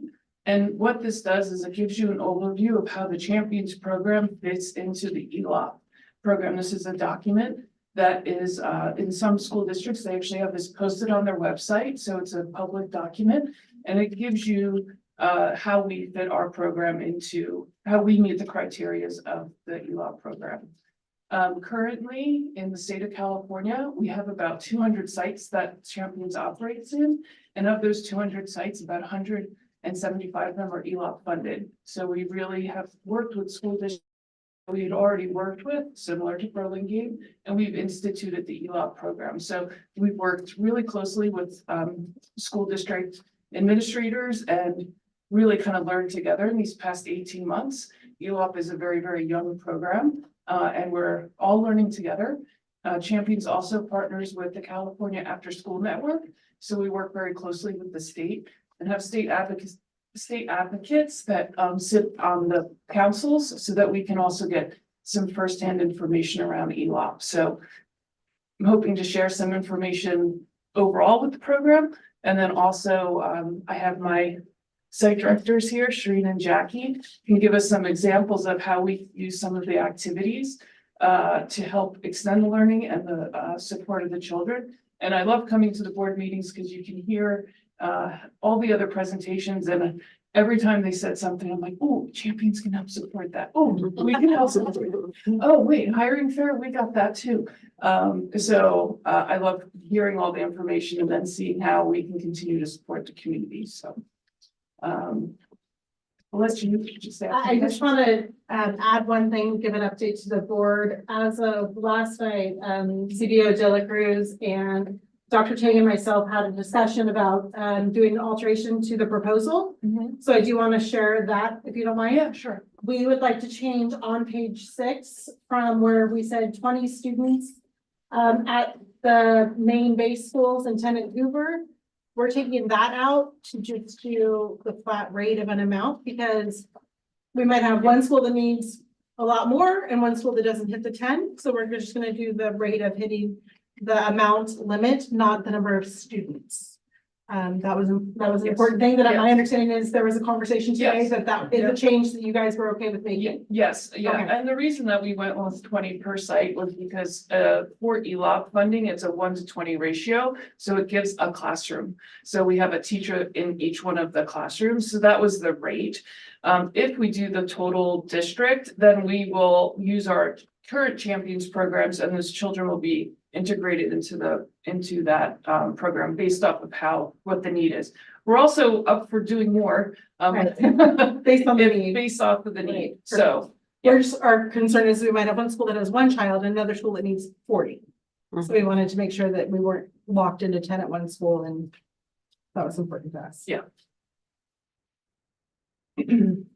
But so how does the program work? So if you only have one child at one site, does that child go to the other site? Hoover already has an existing group, so we're not sure that they might need 10. We thought they might need 1, so we didn't want to lock ourselves into 10 at Hoover, is like an example. This current contract said we were locked in at 10. Right, so but the ELOP program is different than the current like after school offerings that you guys have, or it's similar, it's already It's kind of in ba- It's existence? basically the same. Okay. You know, so what I would say is that you're just paying, Right. then the parent is paying, right? The way that we're approaching it, right, from also a DEI perspective is we're not gonna treat any child differently. There may be different opportunities that, like if you were talking about the iReady, I work with the Fairfield School District. We actually administer the iReady in our after school program there. So if that child needs more support in using those tools, we can help support that child in the tools. They would still be with us in Champions doing activities, but their homework may look a little bit different, right? So that's how. You guys administer the iReady assessments, or they can just go, you own a subscription to the program iReady? The district owns the subscription, and then we. And you're support allowed the to child. put the kids on the, yeah. Yes. Okay. Dee, can you talk a little bit, or Jackie, sorry, Jackie and Shereen. Shereen, sorry. Can you talk a little bit about what activities, like VAPA, any of that type of stuff that you would see students doing after school? Oh, absolutely. Today, for example, we did a lot about Martin Luther King. We read the books that we got from our libraries. We did some activity that had a lot of emotional learning. It's simple, in a circle, and it was a game about try to find what's familiar with your other friends. So I'm wearing blue. Who else is wearing blue? A lot of connection and emotional intelligence games we do. We played a soccer game. But really what we do in our every day, it's pretty structured in that it's first 20 minutes, they're reading, they wash their hands, we go for a snack, we do a little outdoor play, then we come back and we have a curriculum. I think we're one of the few programs who actually have a curriculum. Every 2 weeks is a theme, and we stick to it. Yeah. Sure. So some of the things I think about, our program's just so dynamic. For like our older friends, we have like our junior counselors. So those are our students that are more responsible. I come from Washington, so those are our students that are following the Wildcat way always. And so they're more as supporting our younger friends. Like I think of our TK kinder friends and like teaching them, right, like this is they're new in school, like what the rules are and like, oh, helping them with like problem solving. One of the great things is that our curriculum also includes, I don't know if you guys are familiar, but we partner with Sanford Harmony, which is specifically for social emotional learning. So we have some of that sprinkled into our curriculum. One of the things that we had talked about in the beginning of the school year that is constantly coming up is like the animals of conflict. So we have our sharks, which are students that are like want to attack, right, when they're the conflict. We have our students that are turtles that want to hide away from conflict, are going to want to, they don't want to solve the problem. And then we have our owls that are students that are going to look at all sides of the story and really find a solution that all students are going to be happy with. And so that's something that we are usually using daily, even though we learned at the beginning of the school year. I'm like, wait, are you being a shark right now? Are you being an owl? And of course, the different activities that we do at our site specifically, our students are super into like building and constructing. And so before winter break, our theme was puppet production. And so every day was something a little bit different of like a different puppet that they did, whether it was like a hand puppet or a paper bag puppet. And then at the end of the week, they built with recycled materials, they built their own like cardboard theater. And then the really cool thing at the end of that was we had some of our second graders because we split our groups, TK Kinder and then first and up, just developmentally they're at different places. And some of our second graders were like, Miss Jackie, can we do a puppet show for the TK Kinder? And I was like, oh my God, yes, totally. So like also just like building in that community piece, and especially like, you know, when we're excited about activities and like the theme or what have you, you know, it really stems down to our students and their excitement and, you know, again, just relating back to how much our older students are wanting to really help and lead our TK Kinder friends. That's an awesome thing to see in our site. Oh, I just want to add, the other thing about a theme every 2 weeks is we have every day a point of interest. We have 5 points of interest in all our curriculums. So it's reading, it's homework, it's science, it's math, and it's puzzles. What else? And then art, obviously. Yeah. So every day we focus on one of those points of interest within the umbrella theme. Can I ask, earlier you mentioned about using data to inform instructional decisions. And for students, especially minoritized students who might need extra support, how do you provide targeted instruction and enrichment activities to really kind of elevate and accelerate their learning? We really partner with the school and the school day teacher, so we're an extension of that, so we don't want to get in the way of that, right? So we take guidance from what the school teachers would recommend, the day teachers. And a very, not a direct example of this, but one of the things we're most cautious of is when we are working with our TK and kinders, that the school day teacher, like if they're let on the letter A, and we're like, well, we're going to be studying the letter M, it's not going to work for the child, right? So we make sure that we're connected with that school day teacher. We're a part and an extension of that. So we do take the guidance from where the school and try to extend what the school's already doing versus us implementing our own program in that scenario. So who might be the coordinator to make sure that there are communication on a regular basis? The site director. Yeah. So the site director works with the principals. So, and I'm sorry, I have actually, I have a particular student where, I forgot the doctor's name, but he comes in every day and tells me and the teacher what this young boy needs to work on. So we pick up where he left off. Some days he comes in and says, he's doing great, and so we're all happy. But that's the priority we put, just like I said, when they first come in, they're doing their 20 minutes of reading. With this young boy, we do 20 minutes of reading, whatever he needs to do. This makes me think of last school year, we had Miss Borden at Washington, and so she had actually partnered with me and one of our other teachers, because we had a student that was behind in her reading level, and so she actually set up, because we had our homework time in the library, so she actually set up a station where the student could do particular reading to help improve her reading. And so there was like a reading log that she provided. And so again, as to do with saying, it was just like an extension to what she's already doing in school. And so every day I guess her option was either to do her extra reading at recess, or if she chose not to do recess, then it had to be done at Champions.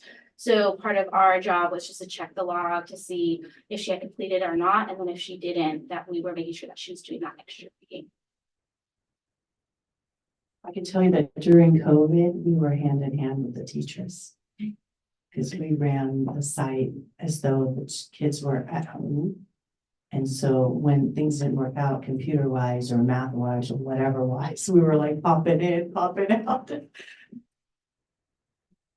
It was seamless. Great. Do we have any more questions?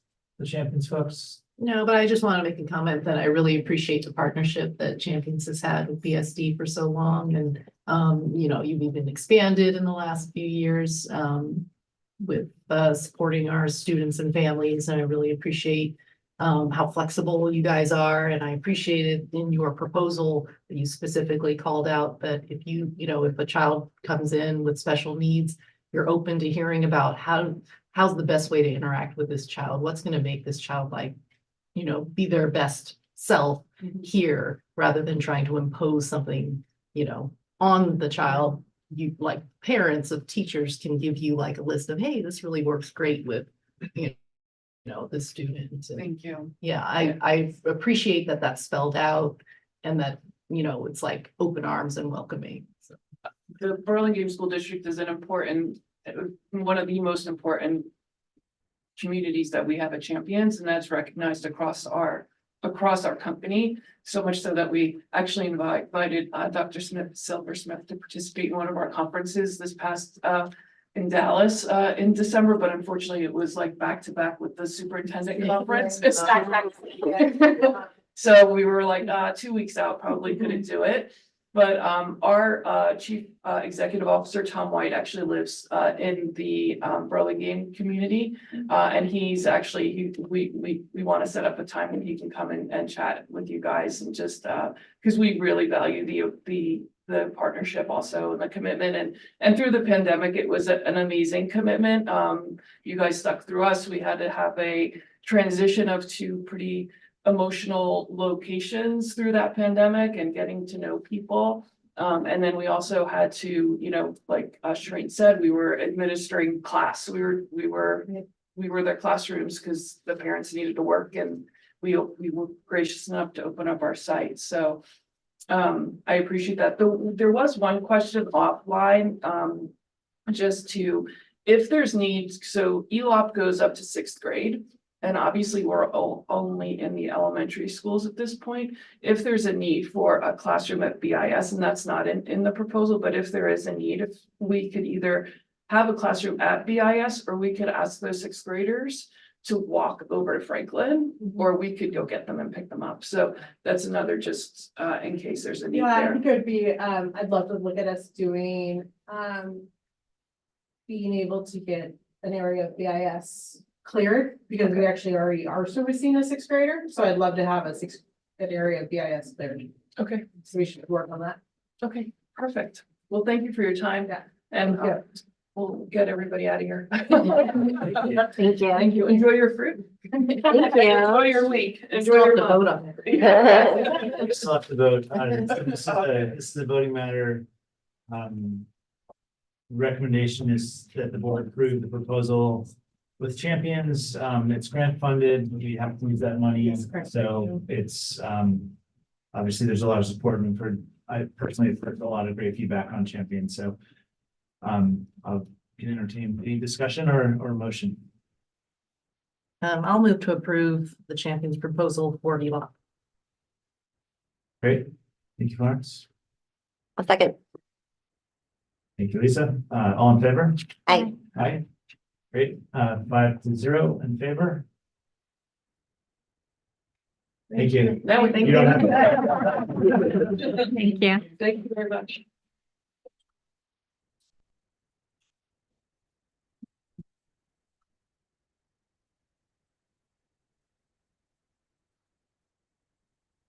All right, so item 18.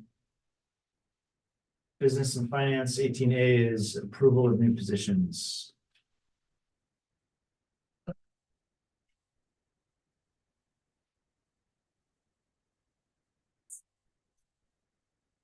Go for it.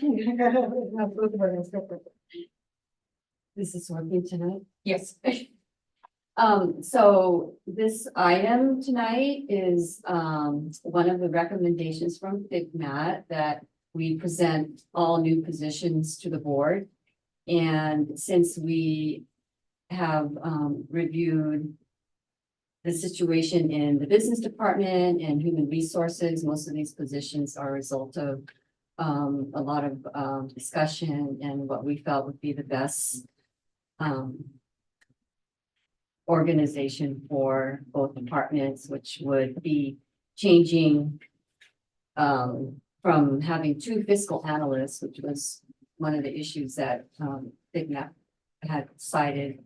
And there were a lot of duties that were shared by 2 positions and not enough separation. And so what we're recommending is that we fill one of the fiscal analyst positions, but also bring back an administrative assistant position, which existed a couple of years ago, and also change back what was the district secretary to an accounting tech position, which was also a position that existed a couple of years ago. And instead of having the full-time secretary, which was a combination of the account tech and receptionist, this again bring back a receptionist or create a receptionist position. I can't remember if that one is already existing or not. It was here a few years ago, so it's bringing it back to. And one of the other things that FICMAT had talked to us about in their consultation, and then that CBO De La Cruz also was interested in doing, is also creating a structured level system. So do you want to talk about that a little bit for growth opportunities within CSCA and the business department too? Yeah, so the positions are organized in a way that they can move up and be able to cross-train certain positions. So the account tech level would be kind of like your entry level, and then the administrative assistant, and then fiscal analyst. And payroll's in there somewhere Oh, and too. payroll is in there as well. So this allows for there to be separate roles, but also growth opportunities within our district. Yes, and then, of course, the human resources technician, the director really needs support in some of the technical and administrative functions for that department, because as it is, you have one director that's, doing the hiring, doing the assigning, working in the ethics financial system, and they just need a lot of support in that area for that as well. And then being able to collaborate and work with the business department, because position control is shared, and there really needs to be separation in assigned duties so that everybody knows their role in how the position control is created, and there's checks and balances as well. And it would also take some of the morning duties off of the sites, being able to help with finding substitute teachers. So that was, and guest teachers for the district, which was one of the ideas with FICMAT that was an ongoing concern for quite a while with our sites to be able to help support in that area. So since this is the first time we're presenting it this way, we thought that we would put it on the agenda as a separate item. But for future items, if it's okay with the board, we could just put it in consent. And then if the board has any questions, you can always pull it. Yeah, that makes sense. Me. Yep. I like the way this is laid out, so thank you for that. It's really helpful to see where the funding is coming from and the financial impact. We tried to make it clear so that you could see where the old position was, where the new position is, and how to do it. And the reasons, justification. Yeah, and obviously there were a lot of recommendations from FICMAT that if we were a bigger district, we'd have more people to really implement all of them, but I think we're relying on you to figure out, what's reasonable for a district of our size. A couple of additional headcount. It's really gonna help, but we obviously have limitations on what we can do, so we're, at least for me, I'm speaking for myself, relying on to, find the right balance there. Yes, thank you. All right, any other comments or questions? All right, so this is also up for a vote. We have a motion, I'll move. all right, Dan, I'll second. thank you, Sarah, all those in favor? Aye. Aye. 5-0. And we'll move on to item 19A. Second read for the board bylaws. We had a fair amount of discussion at the December meeting. I think we have maybe a couple of additional changes. Yes, correct. Couple changes that have come in. 9123 clerk number 5 is to be removed. 9150 student board members, that whole, when we went back and watched the video, that whole component is to be removed. Anywhere where it says 7-member board throughout any of our bylaws or anywhere, it will be removed to a 5-member board. 9400, we will pass on the information to our board facilitator. Other than that, the other changes are embedded within the information. And then there was one thing we actually still needed to decide on, I think. About payment. Payment. Oh, payment. Candidate statement. Who Right. pays for that? Should it be the I remember. candidate or should it be us? Right, and we did seek legal opinion, and I shared that with the board, and reached out to the county, voting office, and I have not heard back from them. So do we want to hold that one until I hear back from them? That sounds good to me. Okay. Is that? Okay. Wish for everybody else to hold that one, but the other ones, Should we pull that one. Put on the others, yeah. Let me pull that number for you.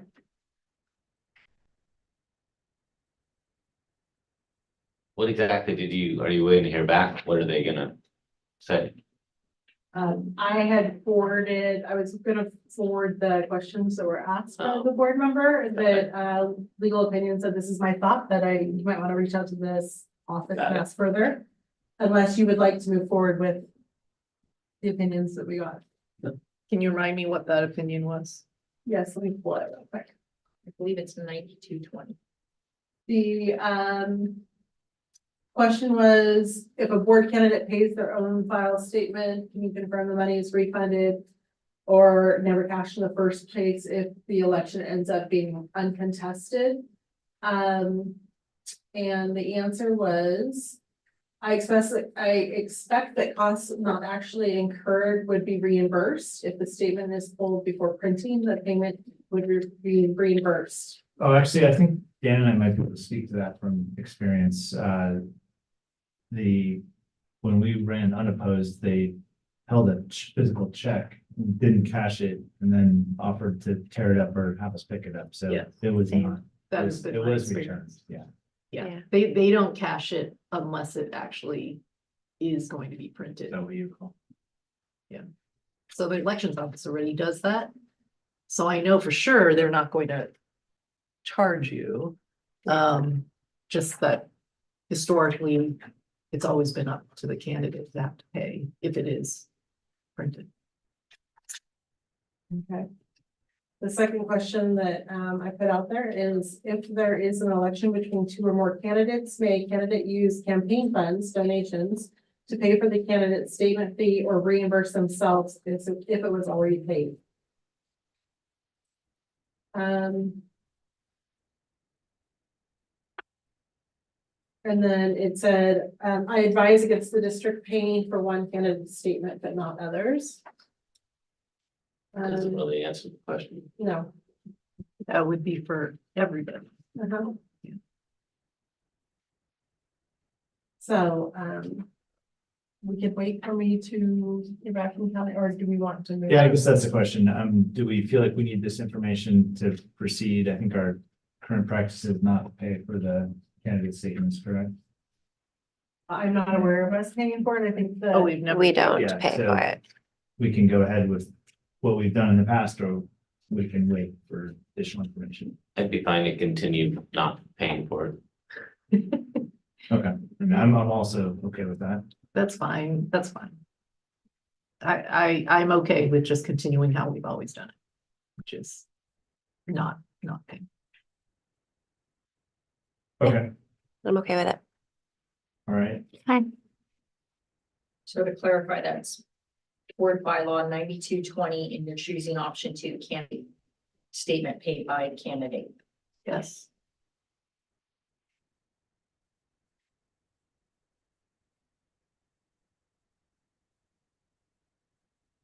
Sorry, I'm just checking one more comment I had quickly here.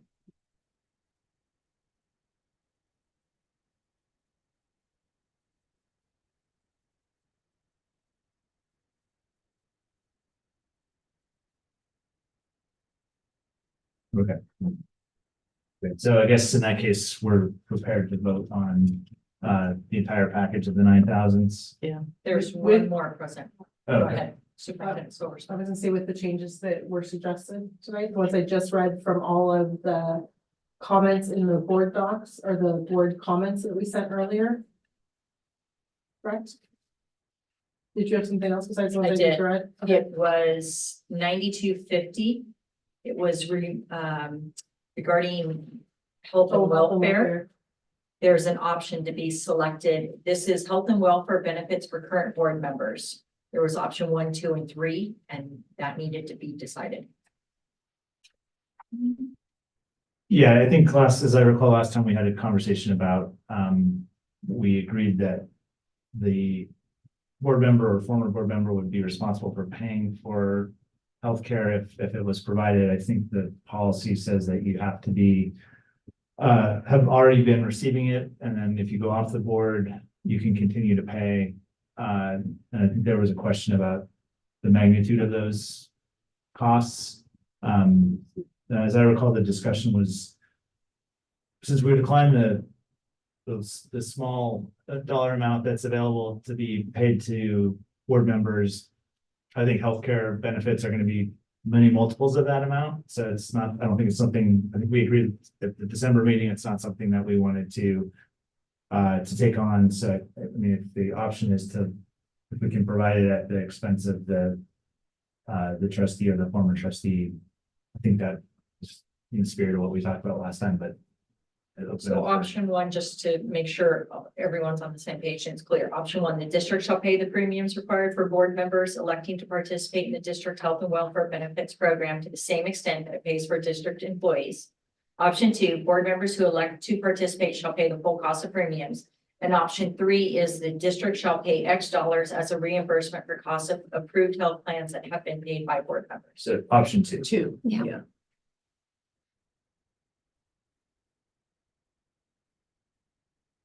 Those were the only bylaws that needed decisions made. Okay, in addition to the ones that were on the agenda, yeah. That's correct. So can I just ask about that though? So the health and welfare, if you were as an active trustee buying into the health and welfare program through the district, then you can continue once you're off. But if you were never on it before and then you get off the board, can you then ask to buy into the program as a former? That's not how it's written in the way I Okay. read it. It's only if you're already on the program when you go off the board. Okay. You can continue, but some it doesn't seem like it's an option. I think health plans don't allow you to do that once you're not engaged. Okay. There is a section right under that called health and welfare benefit for former board members. Right. Because that's what I interpreted that to mean you're a former board member, so you're kind of in some way still connected. And then you could buy into the health and welfare. I was just, But I think, but only if you're already on it. if you were, Yeah. you had to be on it That's how I read previously. it. Okay.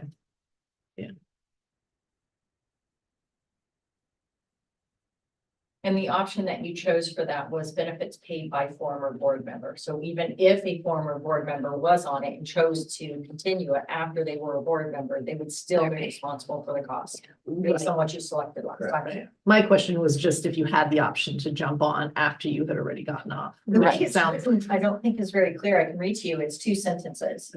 Former board members may participate in the health and welfare benefits program provided for district employees under the conditions specified below. Health and welfare benefits for former board members shall be no greater than those received by district non-safety employees with the most generous schedule of benefits. And then option 1 is benefits paid by the district. Option 2 is paid by the former board member. And then it says health and welfare benefits provided to a former board member shall be extended at his or her expense and at the same level to his or her spouse or registered domestic partner and eligible dependent children as specified in law and the health plan. So it doesn't, it's not clear that you had to have been on it before you were, right, before you left. like it depends on how you interpret the word extended. Right, and it's government code. Government code. But it would still be at the former trustee's expense. That is correct. That is how you have chosen for it to be. I don't necessarily see a problem with that. I don't know, I just, if I picture someone goes, hey, you know, I don't have it anymore, and I was on the board before, and then call the superintendent and said, hey. Mhm. I mean, if the insurer allowed us to do that, but to Sarah's point, it may not be. Usually they don't. They might not. Usually I think they don't. I mean, I don't know because it's the public world, but Yeah. usually you can't get on, right? Once you've left employment, you Mhm. can extend it, but Yeah. you can't then join it because Right. there's no actionable event occurring. Right, which would, if they use the word extend, so, Mhm. yeah, okay, I just was curious. Okay. Great, we have a motion? I'll move to approve board bylaws 9,000s. I'll second. Great, all those in favor? Aye. Aye. Carries 5-0.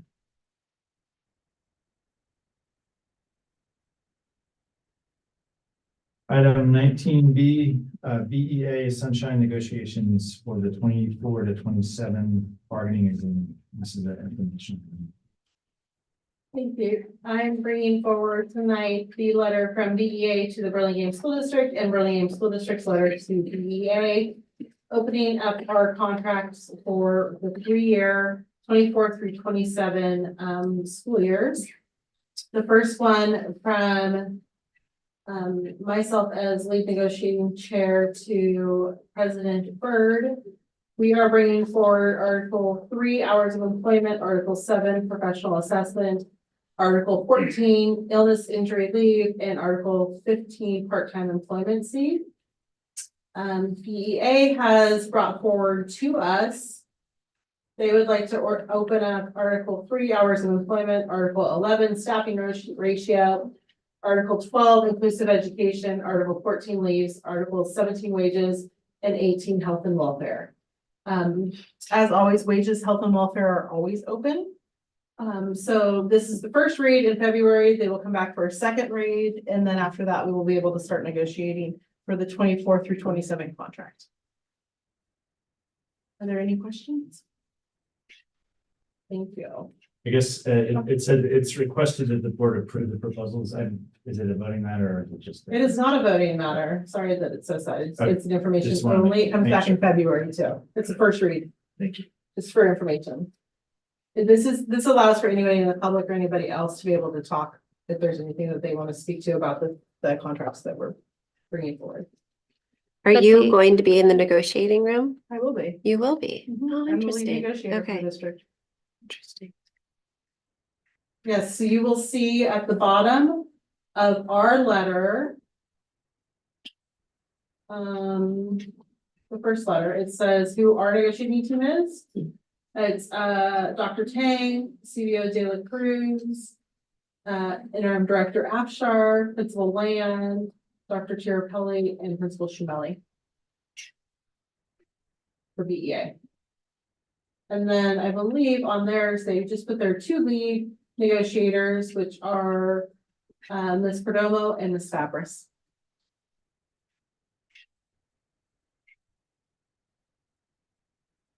And Kirsten, just confirming, we don't have any public comment on that. We're Correct, at this President point, right? Okay, thank you. Yep.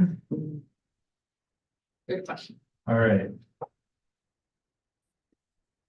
Moving on, item 19C, 2024 trustee elections timeline and outreach plan, and this is for discussion.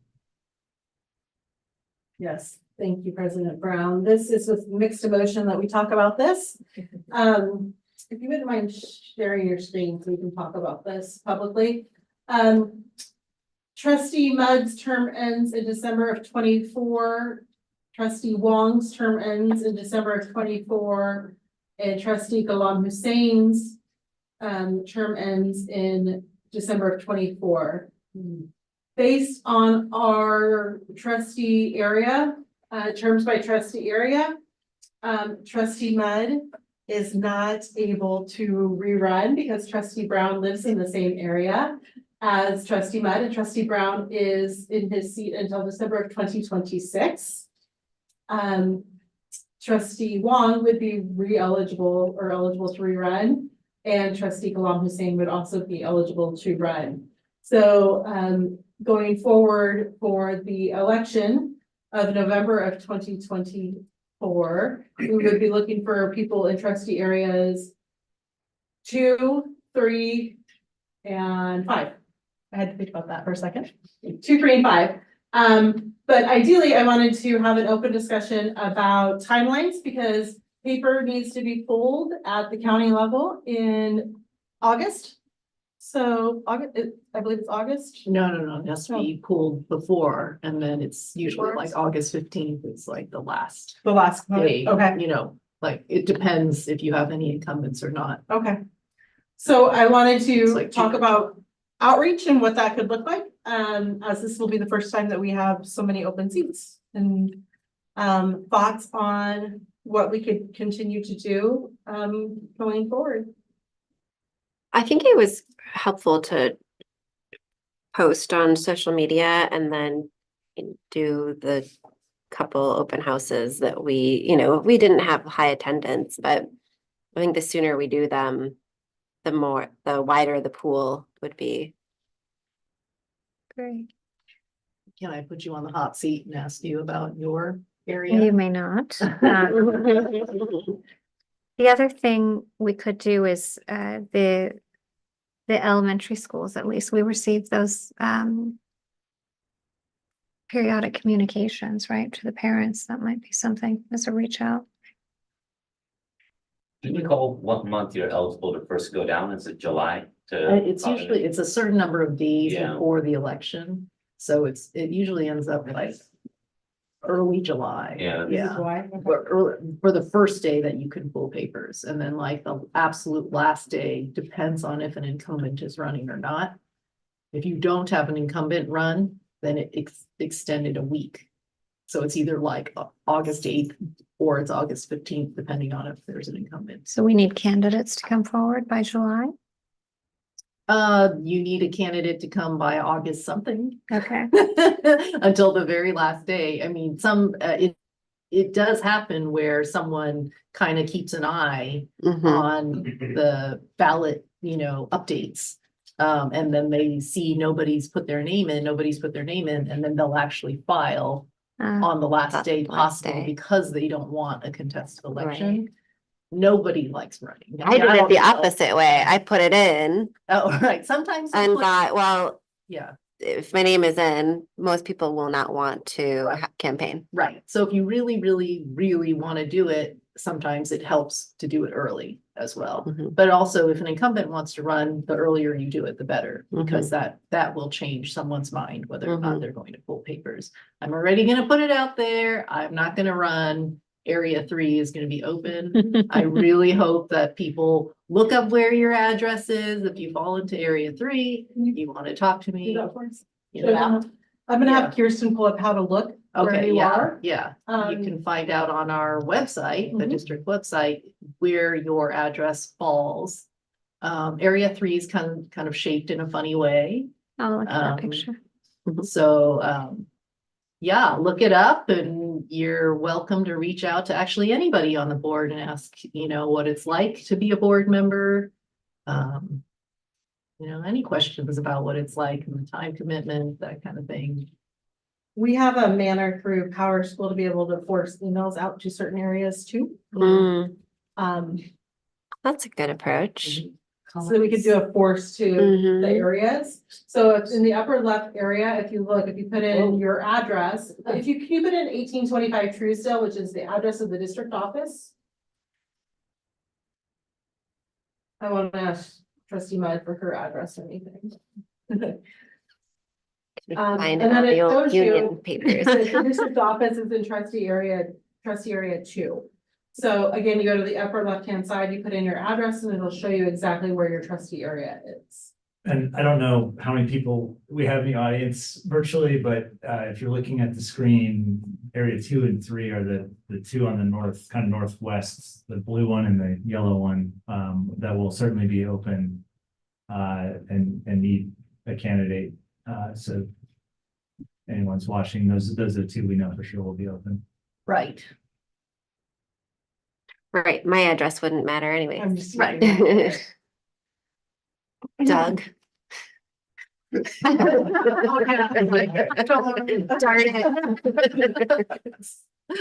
it. Yeah, so really encourage anybody who's been mulling it over, thinking about it. Reach out to anybody on the board. Our email addresses are on the website. Email us. Happy to have a conversation. Yeah, absolutely. And are we, do we have a thought on wanting to plan some scheduled meet and greets or having the district push out information? Putting something in the city of Burlingame's newsletter? All of the above. I think the wider the candidate pool, the better. I've even seen it agree. for other districts in Daily Journal. Okay, why don't, Kirsten, why don't we work on that out of our office and come up with some ideas and share them and get back and. Yeah, I know that when we've had come talk to a board member or learn about what it's like, I mean, the turnout was pretty bad. Isn't that how we got Sarah though? Well, it is how we met Sarah. And actually, Doug, I think we had 4 people. I was not the only one. You were not the only one. Yeah. A hybrid approach. Yeah. Oh, okay. I'm just an in-person person, which I think made the. Well, it really, it reflects a real intention and dedication to actually come. following through, right? If you're willing to actually show up. That's right. Yeah.